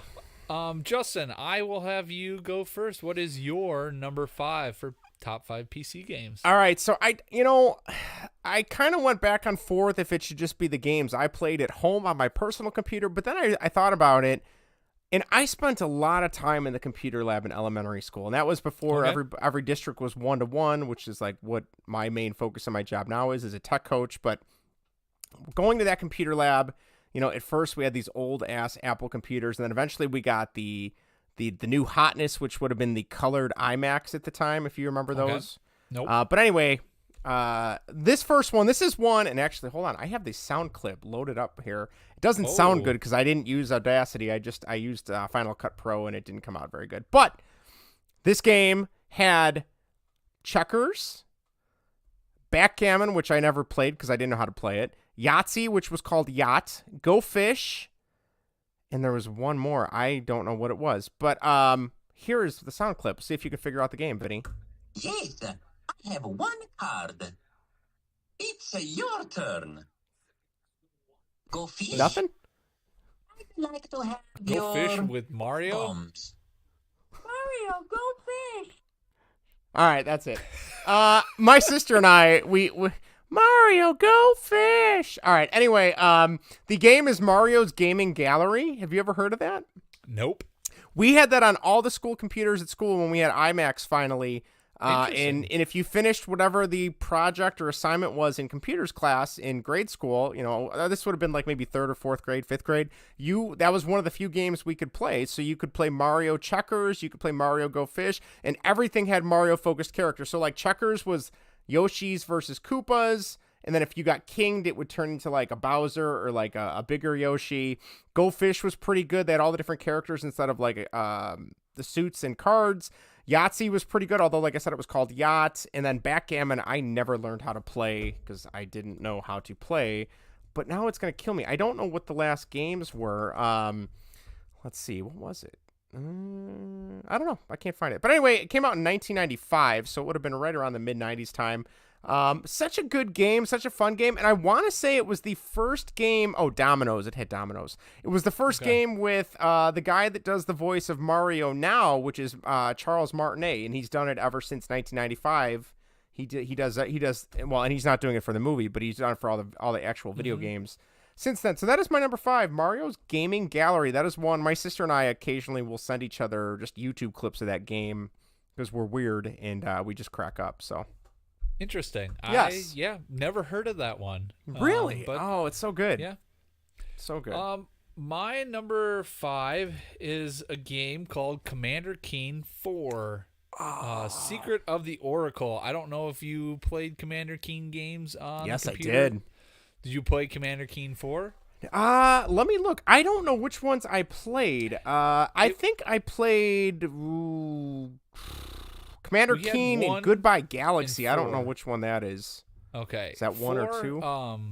4 was a great game. The games are set up kind of like Mario, where the main levels are, kind of that side view, and you're taking down slugs, I believe they are, with your blaster. And you just have a bunch of different levels you have to go through and get keys and stuff like that to unlock more. There was so many hours because there were hidden secrets in a lot of the levels that I would just spend, because the secrets were like hidden in walls and you couldn't really tell where the secret entrance was at, so you'd just be jumping into like random walls hoping you would get through. There was like a secret levels themselves, like the starting levels. So you'd have to I forgot, there was one where you had to like time out what you did on something to get into, to be able to open up this new level. It was a very fun game. A lot of time was spent on them. Very hard. I don't think I ever beat the entire game. I really wish I should go try to find that. And play that again, but somewhere online. I'm sure they have it for free. But yes, my number 5 is Commander Keen 4, Secret of the Oracle. I'm looking at right now. First of all, they released one of the Commander Keen games for the Nintendo Switch, and it was 50 cents, so I bought it. It was not the one you mentioned, and it wasn't the one I played. It was okay. This was one of my honorable mentions. Commander Keen 1, Invasion of the Vorticons. Definitely a little bit slower, but yeah, it was so good. And I thought it was so funny that the people that made Commander Keen also made Wolfenstein and Doom. Like, it blows. And there was a secret Wolfenstein level where you could see Commander Keen in the game. I don't know if you ever unlocked that. No. Yeah, he was like hanging dead, and and then like and then like the last what is it, Mecha Hitler in Wolfenstein would come up after you knocked his dead body down. It was strange. But anyway, yes, that is one of my honorable mentions. Commander Keen was really good. I agree. Interesting. Yep. Okay, Justin, what is your number 4? All right, number 4. This is the most recent game on my list. I played this a ton in middle school. It's 22 years old. That's how recent it is. And that is Roller Coaster Tycoon, the first one. Oh, yes, good one. Loved that game. I didn't even realize there was an actual like missions in a game like you could do. I always would just make my own park, and always crank the speeds up on the coasters so that people would launch off and get killed. I found that hilarious as a 12-year-old. I did that too. Did you do that too? I was gonna say, am I the only one that used to do that? There was, and I don't know about you, but like I never did the create your own coaster. I just did all the preset ones. No, I never created my own. But there was one. Well, look who you're talking to. There's one preset one though, it was kind of like a loop to loop. You would go over a loop, and then you would go right to the edge of the track, and then you would come back down and go backwards. And I figured out, like, if you cranked the speed to like 110, shoot off. You would just shoot right off, and then you'd hear all the people scream, which as a 12-year-old or 13-year-old, I found that hilarious. And then like having to hire janitors to clean up the puke next to the rides, so people would get off the rides and get sick. But I didn't, like I said, I didn't realize. I was watching a guy, this would have been years ago when I had actual free time on Twitch. He was playing Roller Coaster Tycoon and like going through the missions. Like the first one was like, oh, you have to have this many successful rides and like this level of happiness in your park. I never played any of that. And unfortunately, like I don't have a computer that can play that, because at least I don't think they have that on Mac now. But I would love to go back and try that out. And just like the sound effects and the music for that game, so iconic for me. So that is my number 4, Roller Coaster Tycoon. I've never played any of the other ones since. I know some of them are on Switch. I've been meaning to check those out, but I don't know if they're any good. So I have 2. 2's good. Okay. 2's like a kind of there's more to it than it's like pretty much 1, except there's more to it. More it's not too coasters bad. And different the different missions. But yeah, that's a great pick, Justin. As number 4. Thank you, sir. My number 4 is Wolfenstein. Oh, I knew it was on there somewhere. Yep. Again. A lot of time spent playing that. The first person shooter game I ever played. Definitely hard to play that going back after playing like games like Call of Duty and Modern Warfare, where you can like hide behind stuff, and this isn't that like that. But yeah, a game I spent a lot of time on playing, trying to find all the secrets. It still brings back memories. I know Xbox 360 had something. They had like a release where you could buy it for $5. Yep, or something PS3 like had that. it too. I bought it for $5. Yep, and I bought that, and it just brought back a ton of memories playing that. It's just so much fun. Getting to go through and shoot all the Nazis and take down the Third Reich. I remember like looking up like, oh, is this guy? Because the guy was like BJ Blazkowicz or something like that. I was like, is this guy really real? Is he like somebody from World War II? And yeah, he was not. But yes, I love that game. Spent a lot of time playing it. Always brings back memories listening to that music from the game.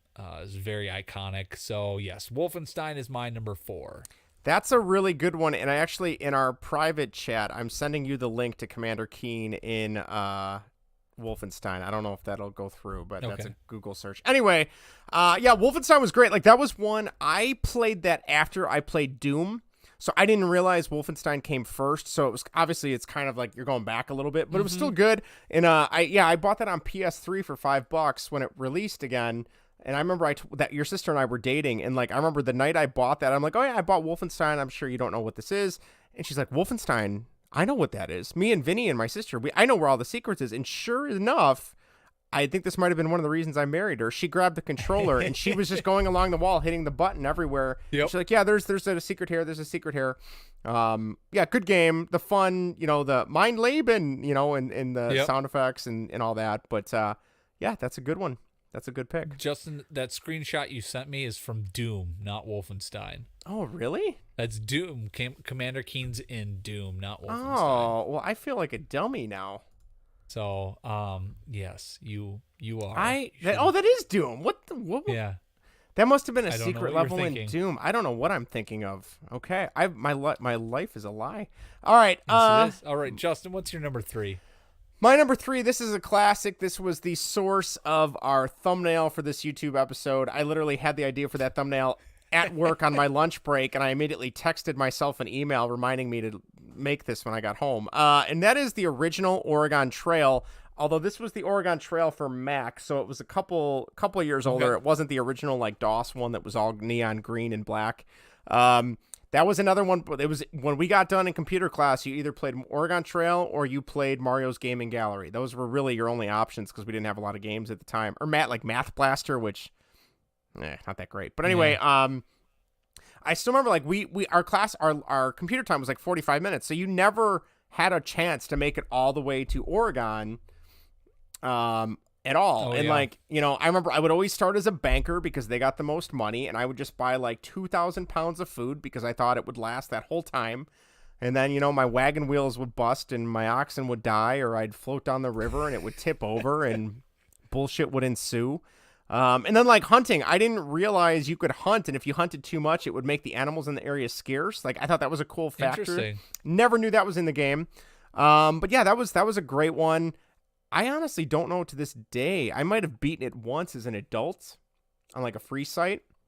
Okay. I don't think I ever beat it as a kid. As a kid, though, I remember I liked that one so much. My parents bought me Oregon Trail 2 for our home computer. Did you ever play Oregon Trail 2?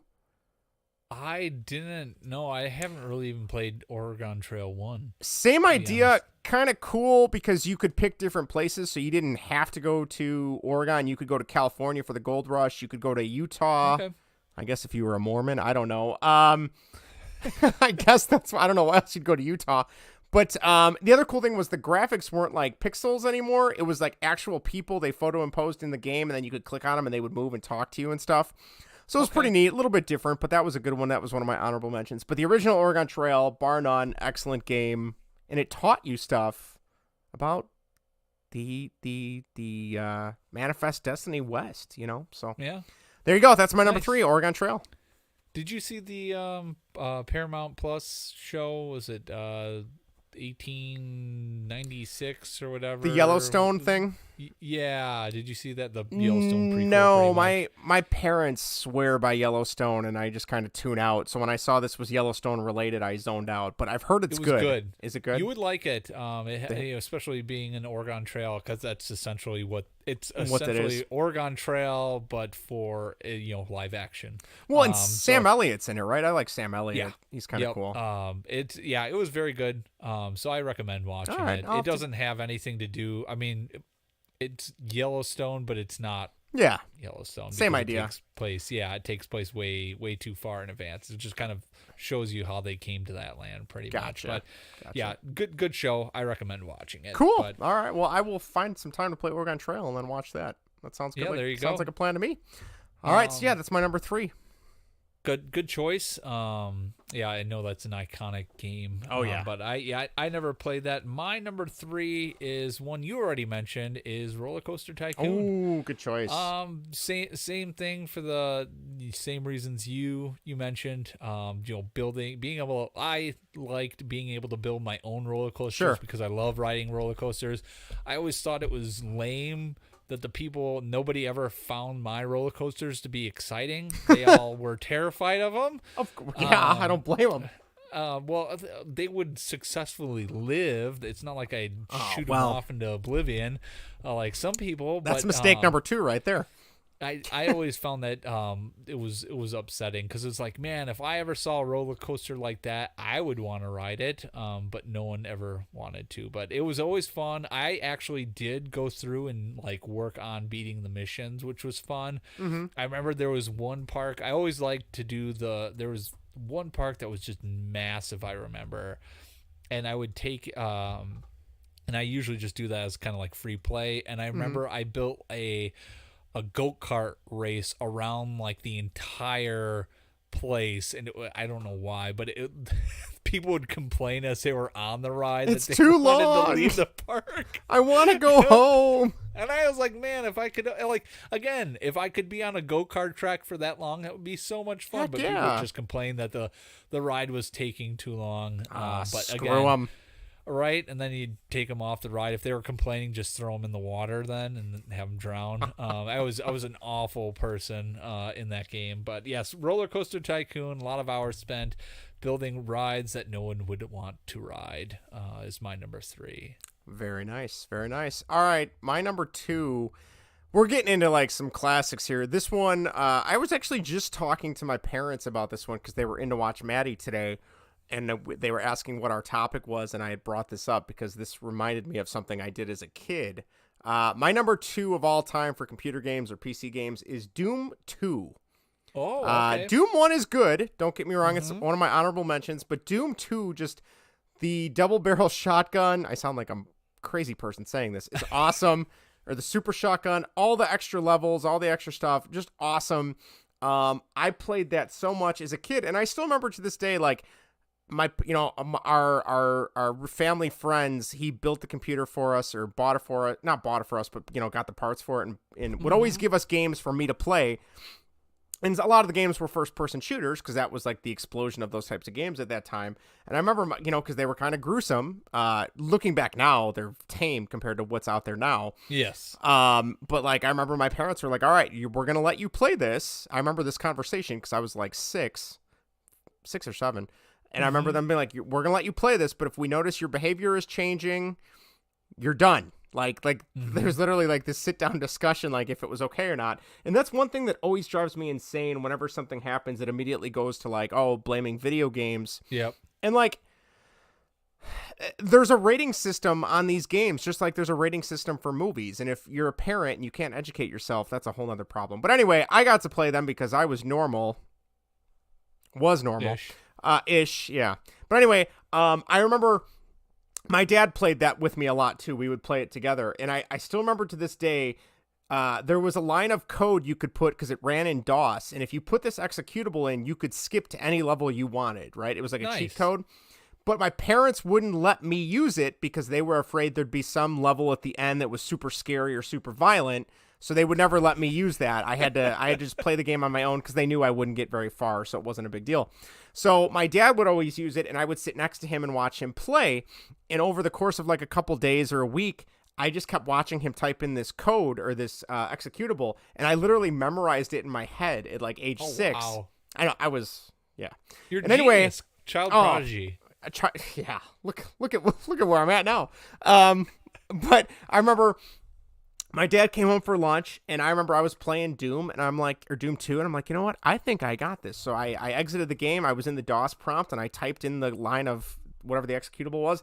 Sure enough, took me to the very last level, was running around killing shit, and I came back, and I was so freaking proud of myself. I'm like, you two wouldn't let me run that code because you were afraid I'd be scared. Well, guess what? I figured it out on my own. What do you think about that? I was like 6. What a little shithead. Yeah. And my mom's like, what was your problem? I was telling her this today, and she's like, I don't remember this at all. I'm like, oh, this is burned into my brain. Right. Of like the first time I like hacked something, which is really just typing in code. But yeah, Doom 2 is awesome. Great game. I still go back. I've bought that for like $3 on my Switch. I've bought it for $3 on like PS4. Like I have it on a bunch. I think I had it on my iPad at one point before my iPad got old and died. But yeah, I've bought that game a bunch because it's just such a fun first-person shooter. So there you go. Nice. Never played Doom 2. I only played Doom, but Doom 1 is good. Was creepy. It is. It is. I would always turn the music off. I didn't like the music. Yeah, the music was the sound, creepy. or like, I don't remember. I want to say that we didn't have. I don't remember ever there being music, but I remember like just like the sound effects of like, the monsters. You could hear them, and it's like, oh gosh, am I gonna open up a door and there's gonna be one there? Or like the invisible. There was a couple invisible monsters that when they would get close, you could see like the pixelated like stuff. Yep, I remember that. But yeah, great series, great game. Yep. My number 2, I've mentioned this on the podcast before, is Star Wars Galactic Battleground. Nice. It's an RPG. I think it would be a strategy RPG, like an Age of Empires type game, but Star Wars. I don't remember there being missions or anything like that. It was just the gameplay was a lot of fun. You could play that over the internet during the early dial-up days, but that was a lot of fun. I remember playing that one, and that's number 2, Star Wars Galactic Battlegrounds. Nice. All right, similar to you, Vinny, with the strategy, my number 1 is a strategy game too, and that is Warcraft 2: Tides of Darkness. You ever played any of the Warcraft games? I did not. Okay, so this was a strategy one. I know this was way before, like, was it World of Warcraft, which I've never actually played in my entire life, which is probably for the best. But the reason this one was such a big deal is this was one that I still remember in 6th grade, we had computer clubs. So every Thursday at 3:30, we'd run down to the computer lab. Our 6th grade teacher would come down because he ran it. And he introduced us to Warcraft 2, which is this strategy game. And this was obviously, I mean, we had AOL and the internet for probably 3 or 4 years now at this point, but I had never done like LAN gaming, so all the iMacs in the computer lab were set up on a local area network, And we would literally have gigantic, massive battles with everybody in the computer lab against our teacher, who was really good at this game. And so, like, we would ally, and you're literally picking, like, if you're a human or an orc, and you would build, you know, a barracks and then a town hall and then, like, a wizard tower, and, like, you would unlock more characters and stuff to build up and stuff. Yes, you know what I'm talking about. And we spent a whole year trying to take down our teacher, and it would literally be like 8 or 9 people on one, and we could never beat him. He was so good at that game. And then, you know, we'd be making little deals on the side, like, all right, we're going to do this. We would turn off the chat feature for him so he wouldn't see the messages we were typing to each other. And then I still remember there was this one little asshole. He would ally with us, and then he would turn on us when at like that most opportune time and try and take us out, and then he'd go run and hide in our teacher's base, and we hated that kid. Wow. Hated him. So yeah, I played that a ton. I have tried so hard to find a copy to play on my Mac, but there is not any available. That's only for PC. So it bums me out that I can't find a copy to play. But StarCraft is the one that came after, and StarCraft's really good too, but that's like a sci-fi version of it. So that is my number one. Warcraft 2, oh my god, we put in so many hours in that game in computer lab. So did you have like clans and tryouts? No, that was much. I was in high school when we did clans and stuff. Come on. But we would literally we would look up the cheat codes thinking we could beat our teacher that way, but that didn't work, and he was so damn good. It was so fucking frustrating.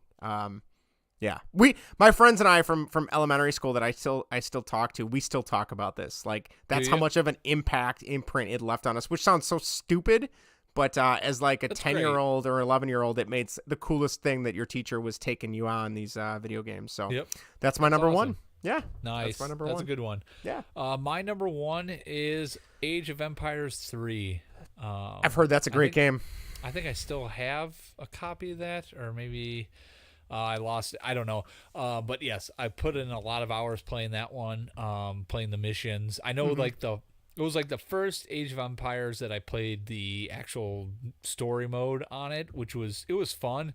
I remember the first one, it was the only one that I made it all the way through on. They had like multiple stories, but the first one was actually Ponce de Leon. Oh, wow. And you actually find the Fountain of Youth at the end of it. So yeah, and just like George, when Ponce looked in the mirror and see that he didn't age, I teared up.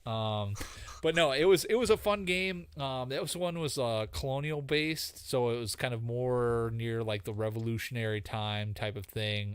So it had a lot more of like muskets and stuff like that than like the bows and arrows in Age of Empires 2. But yeah, that a lot of time spent playing Age of Empires 3, and that was a really fun one. I want to say, you had like you could upgrade your because it was like colonial based. Mm-hmm. You could upgrade your home. So like if you were British colonial, you could upgrade your like London or whatever, and you could add different buildings and stuff like that. So when it was in your home screen, you would see like all the upgrades you've made and stuff like that. So that was a fun aspect on it. And each each nationality had its own like benefit. I want to say it was always like the Dutch, because I think they got a money boost or something Windmills, like that. I think wooden shoes. Yeah. Tulips, I don't know. Yeah, that's all I got. Yeah, right. But I think they had like a money boost for banking or something like that. So that's why I picked them. But yeah, that was a really fun one. I feel like, I don't know if I've played Age of Empires. I know one of my buddies in elementary school had Age of Mythology, which I think was maybe a little bit similar. That was, yep. It's Age of Empires, but it was Greek gods. Yes, and I remember he would always put in a code. So like you'd start off with like, you know, very old school villagers like worshiping like Zeus and stuff like that. And then you could put in a code and you'd get like a Corvette with like a missile launcher on the back. And he would I remember that was Age of Empires 2, where you could put in those cheat codes and stuff like that. But yeah, that was right along with demolish. Yeah, I'm like, oh, these poor people. Anyway, that's great. Yes, I think that's awesome. That's another one I wish I would have gotten to play. That's one I missed out on, I think. But should we go over the people that wrote in and then get to bed?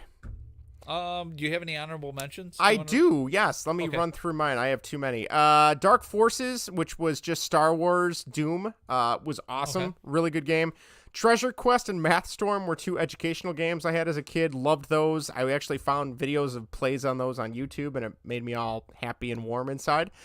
Mega Race. Mega Race was really cool. It was a futuristic racing game with you could shoot missiles, but the coolest thing was it was all FMV. So in between races, it was like a game show, and they had this like real swarmy like younger Bob Barker like hosting this game show, and like you were in the mega race, and if you won you got your freedom, or you got out of prison. It was kind of like a, what would it be, like a Running Man kind of thing, but it was pretty good.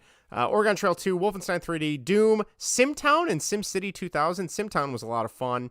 Commander Keen, Lemmings. Did you ever play Lemmings? No. So Lemmings is, I you know what it is. Yeah, so like we had Christmas Lemmings, and I just remember playing that a ton. Duke Nukem 3D I played a lot of. Not as good as Doom, but I played that a lot. StarCraft I mentioned. And then this is the very first computer game I ever remember playing on our Apple II. It was called Glider, and you were literally a paper airplane, and you were trying to get from room to room in the house, and you would start on one room, and you'd be floating at a vent, and then you had to you would kind of go down, and you had to make sure you made it to the other side of the room before you ran out. You have to hit the next vent to go back up. Silly game, Black and White, which sounds so antiquated now, but that was definitely one of my favorites as a kid. That is my honorable mentions. Oh, nice. What about you? Good ones. I have The Sims 3, Roller Coaster Tycoon 2, Doom, Where in the World is Carmen Sandiego? Oh, yeah. Goblin's Quest 3. Oh, do you remember that? No. Did you ever play that? It was like kind of a point and click adventure game where you had to solve puzzles and stuff like that. It was a lot of fun. A lot of time spent on that. Wasn't too good on it. I think I purchased it recently, or not recently, but like 5-6 years ago for the computer. They had like a online download. I have to see if I can figure out where I download it or purchase that from, so I can go and download. I'm sure it's probably free out there by now. It's somewhere, yeah. But that was a really fun game. You could tell Erica would know about that one. All right, I'll have to talk to her about it. Backyard Football and Soccer, Seventh Guest, which is like a point and click first person puzzle game. It was about being in a haunted house. It was a good one. It was very elaborate story. I never beat it. I think my mom might have beaten it. Okay. It was good. Let's see here. Total Annihilation, which was kind of like a Star Wars Galactic Battleground Age of Empires type game, except it was just futuristic. And it was more just like army based. So gotcha. Yep, another fun one. And Revolution 76. Do you no recall that one? No. This was a fun one. It's kind of like Oregon Trail type, but you were trying to win the Revolutionary War. Oh, that's kind of cool. I remember it was like a DOS program, and I remember playing that like when we first had a computer, and I had no idea what I was doing. You'd pick like your treasury, your diplomats and stuff like that out of like real, like Benjamin Franklin, Thomas Jefferson and stuff like that. And so when I was young, I had no idea what I was doing. I would always lose. And when I was in high school, I actually went back and started playing, and I like really tried, because I was like, oh yeah, I understand more of this now, on like the diplomatic process, what a lot of the stuff meant, trying to preserve troops. I still ended up losing. I don't think I ever won the game, but that was a lot of fun. It was just like a clicking game. It wasn't like any like actual shooting or lining up troops and stuff like that, but it was just kind of like picking your resources and stuff like that. So it was a lot of fun, but that definitely honorable mention. A lot of memories playing that one. Nice. All right, you want me to take the first write-in? Sure. This is from Shazera. This was from, I think I got these first two from the MinMax Discord. She said, Dune 2, The Building of a Dynasty. I know nothing about Dune or Dune 2 or the Dune movies or the Dune book, besides that there's sand and worms. That's about all I know. So, is that Tremors? Yeah. Tremors is different than Dune. Oh, okay. Yes, Tremors has Kevin Bacon and is great. Dune is like a sci-fi movie, I believe. So, okay. Yes. Okay, and is this Jerome? I think so. Joran, maybe? Yes. All right. Apologize for butchering your name, but I'm noted as not being good at saying people's names on this podcast, so that just goes with the show. He wrote in and said, "Are you afraid of the dark? The tale of Orfeo's curse." I didn't know they made a game for Are You Afraid of the Dark? Yes, my neighbor had like a Gateway 2000 when I was a kid, and I remember they had that, and it was kind of like a. Do you remember Myst, like where you would look around and like solve puzzles? Yes. Okay, I think it was kind of like that, but it was more Are You Afraid of the Dark? And then there was like full motion video with actors and stuff in it too. But I remember it being pretty cool. Okay, that's kind of like what Seventh Guest was like. Yeah, it was like Myst. But, that's what it sounded like. Yeah, so yeah, that's interesting. Kind of gonna have to go look for that one and see if we can find that for free to play. Because yeah, I've been watching a lot of the Are You Afraid of the Darks on Paramount Plus. Yes, since they have that for streaming, and yeah, I still love that show. I have a newfound appreciation for him as I've gone back and watched them now as an adult, because I wouldn't watch them as a kid because I was too scared. So not surprising. Some of them are kind of laughable now. Yes. Zach, our loyal listener, writes in. He said Redneck Rampage, which was a first-person shooter he played a ton of. It was created with the Duke Nukem 3D engine, which he also played a lot. Also played a ton of EA Sports Triple Play Baseball. He'd play 52-game seasons with 5 innings on rookie difficulty, stack the team with power hitters, and hit home runs. Then the pitching staff would be all lefties, and I would strike out 10 dudes a game. It's funny, him saying Redneck Rampage just reminded me of another game I had. It was called Deer Avenger. Did you ever play Deer Avenger? And it was literally a hunting game, except you were the deer and you were hunting hunters. Nice. It was, I loved it. I'm looking at the box art right now. It's cracking me up. You would literally scroll through the map and you would look for things like empty beer cans, like, that's great. Like, stupid shit that they would leave behind. And then you would have like calls and stuff, and it would be like, really stupid, usually stuff from the South to get the hunters to come out, and then you would shoot them when they would. It was all like cartoonish, but yeah, that's great. That was a great one. So yeah, there you go. Thank you, Zach. Let's see who else wrote in. Laura wrote in. I played a lot of You Don't Know Jack in high school. Yes, pre-Jack box games where it was just trivia. Not that I don't absolutely love the Jack boxes now too, of course. Have you ever played any of the Jackbox games, Vinny? Yeah, we used to have for PlayStation. We used to have You Don't Know Jack. Yes, those are fun games. Yeah, that's what I had.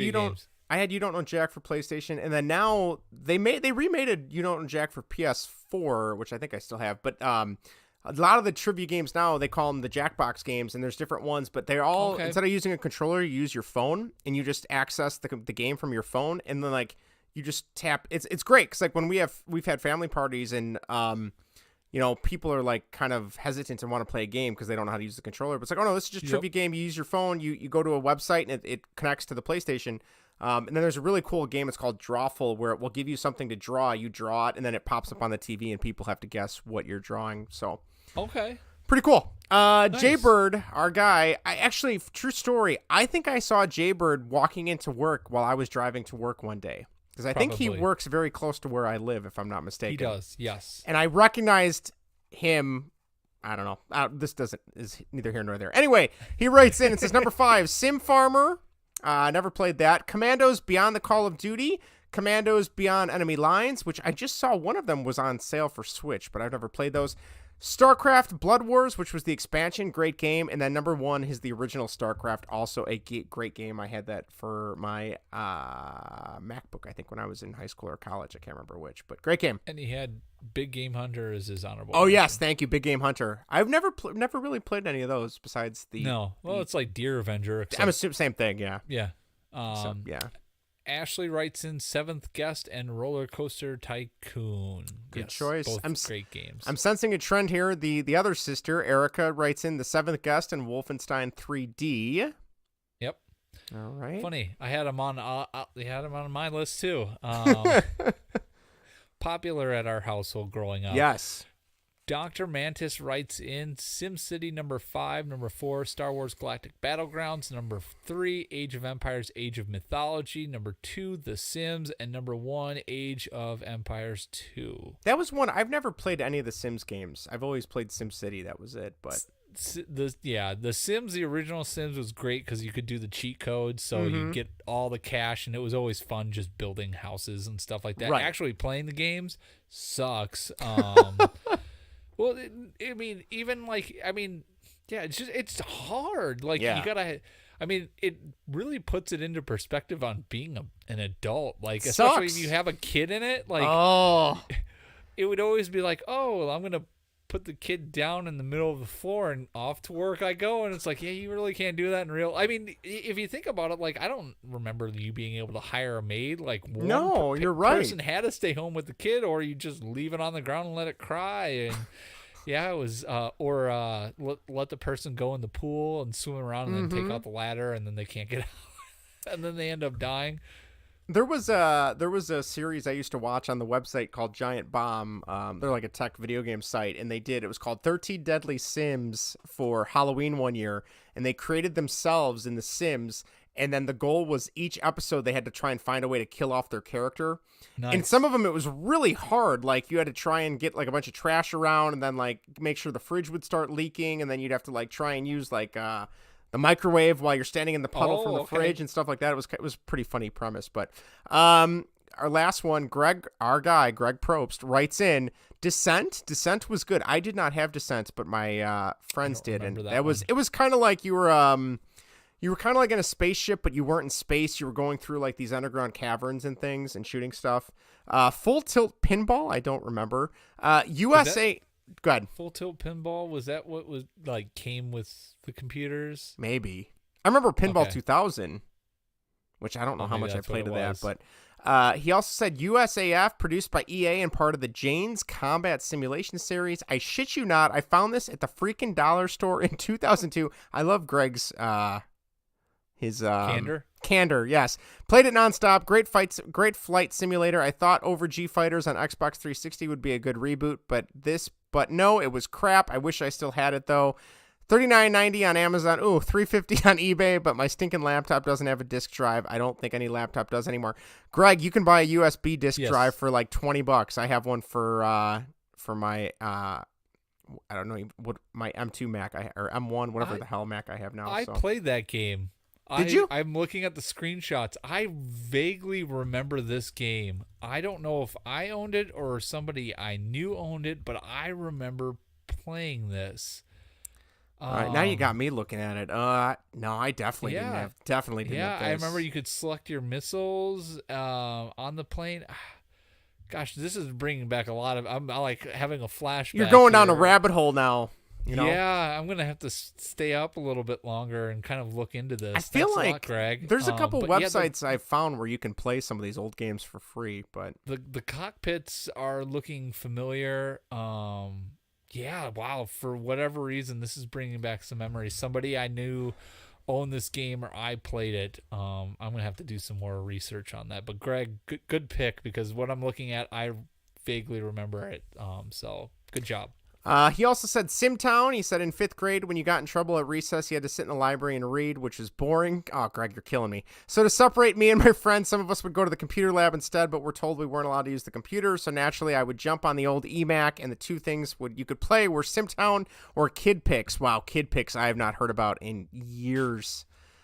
I've totally forgot about that. I've never heard of that. Oh, it was just like an art, like a drawing, like a Microsoft Paint, but like with more options. He also said, Out of the Park 20. It's crazy how in-depth these baseball games are. Justin, you would like the hockey one, although you wouldn't have time to play it, but you would like it. Yes, he has tried to get me on the, is it Out of the Rink, I think is the hockey series. And it's like a sim management, like you control who the contracts are and all that. I don't think you actually play the game. I think it's more like the financial stuff. But he also said, honorable mention, Mario's Game Gallery, especially Go Fish. Pretty sure you can download this for free still. Mario, Go Fish. Ah, so good. Wait, hold on. Let me do my Mario. I guess I'm a go fishing again. I think that's how he sounds. Anyway. Close. Look it up on YouTube. You'll be able to find it. There's like an hour and a half long of all of his reads. Anyway, Vinny, that does it. That does do it. We gotta get your stamina back up. I know this is a long late night for you after a few weeks. It was, yeah, and I'm now more perplexed about this game that Greg mentioned. Jane's Combat Simulations. I have never heard of that. Yeah. Yeah, I'm gonna have to do some digging on that, but that definitely looks familiar. Like I played that one, so awesome. Kudos to Greg on that one. Before we go, do you have anything else you need to share? Any last bits of info? Anything like that? No, I don't. All right, let me cue the music here. Hold on. There we go. All right, so thank you again for listening. If you'd like to write into the show, tell us your favorite computer games of all time. Find us on youtube.com/baseball and whatever. Find us on Twitter at baseball and what. Email us your answers at baseballandwhatever@gmail.com. We are on all your podcast apps of choice. Make sure to write a review for us, 5 stars on Apple or Spotify. We'd appreciate it. And then lastly, call or text us and leave a voicemail at 1-913-808-3278. That number again is 1-913-808-FART. We will be back next week. Who knows what our topic will be, but surely it'll be fun, and I'll have tons of bogus, goofy stories to tell you about my childhood and why I am the way I am. Thanks, Mom and Dad. If they're still listening, they're going to be like, what the hell was that for? I can hear it already. That's all I got. We will see you next week on Baseball and Whatever. Take care, everybody. See you.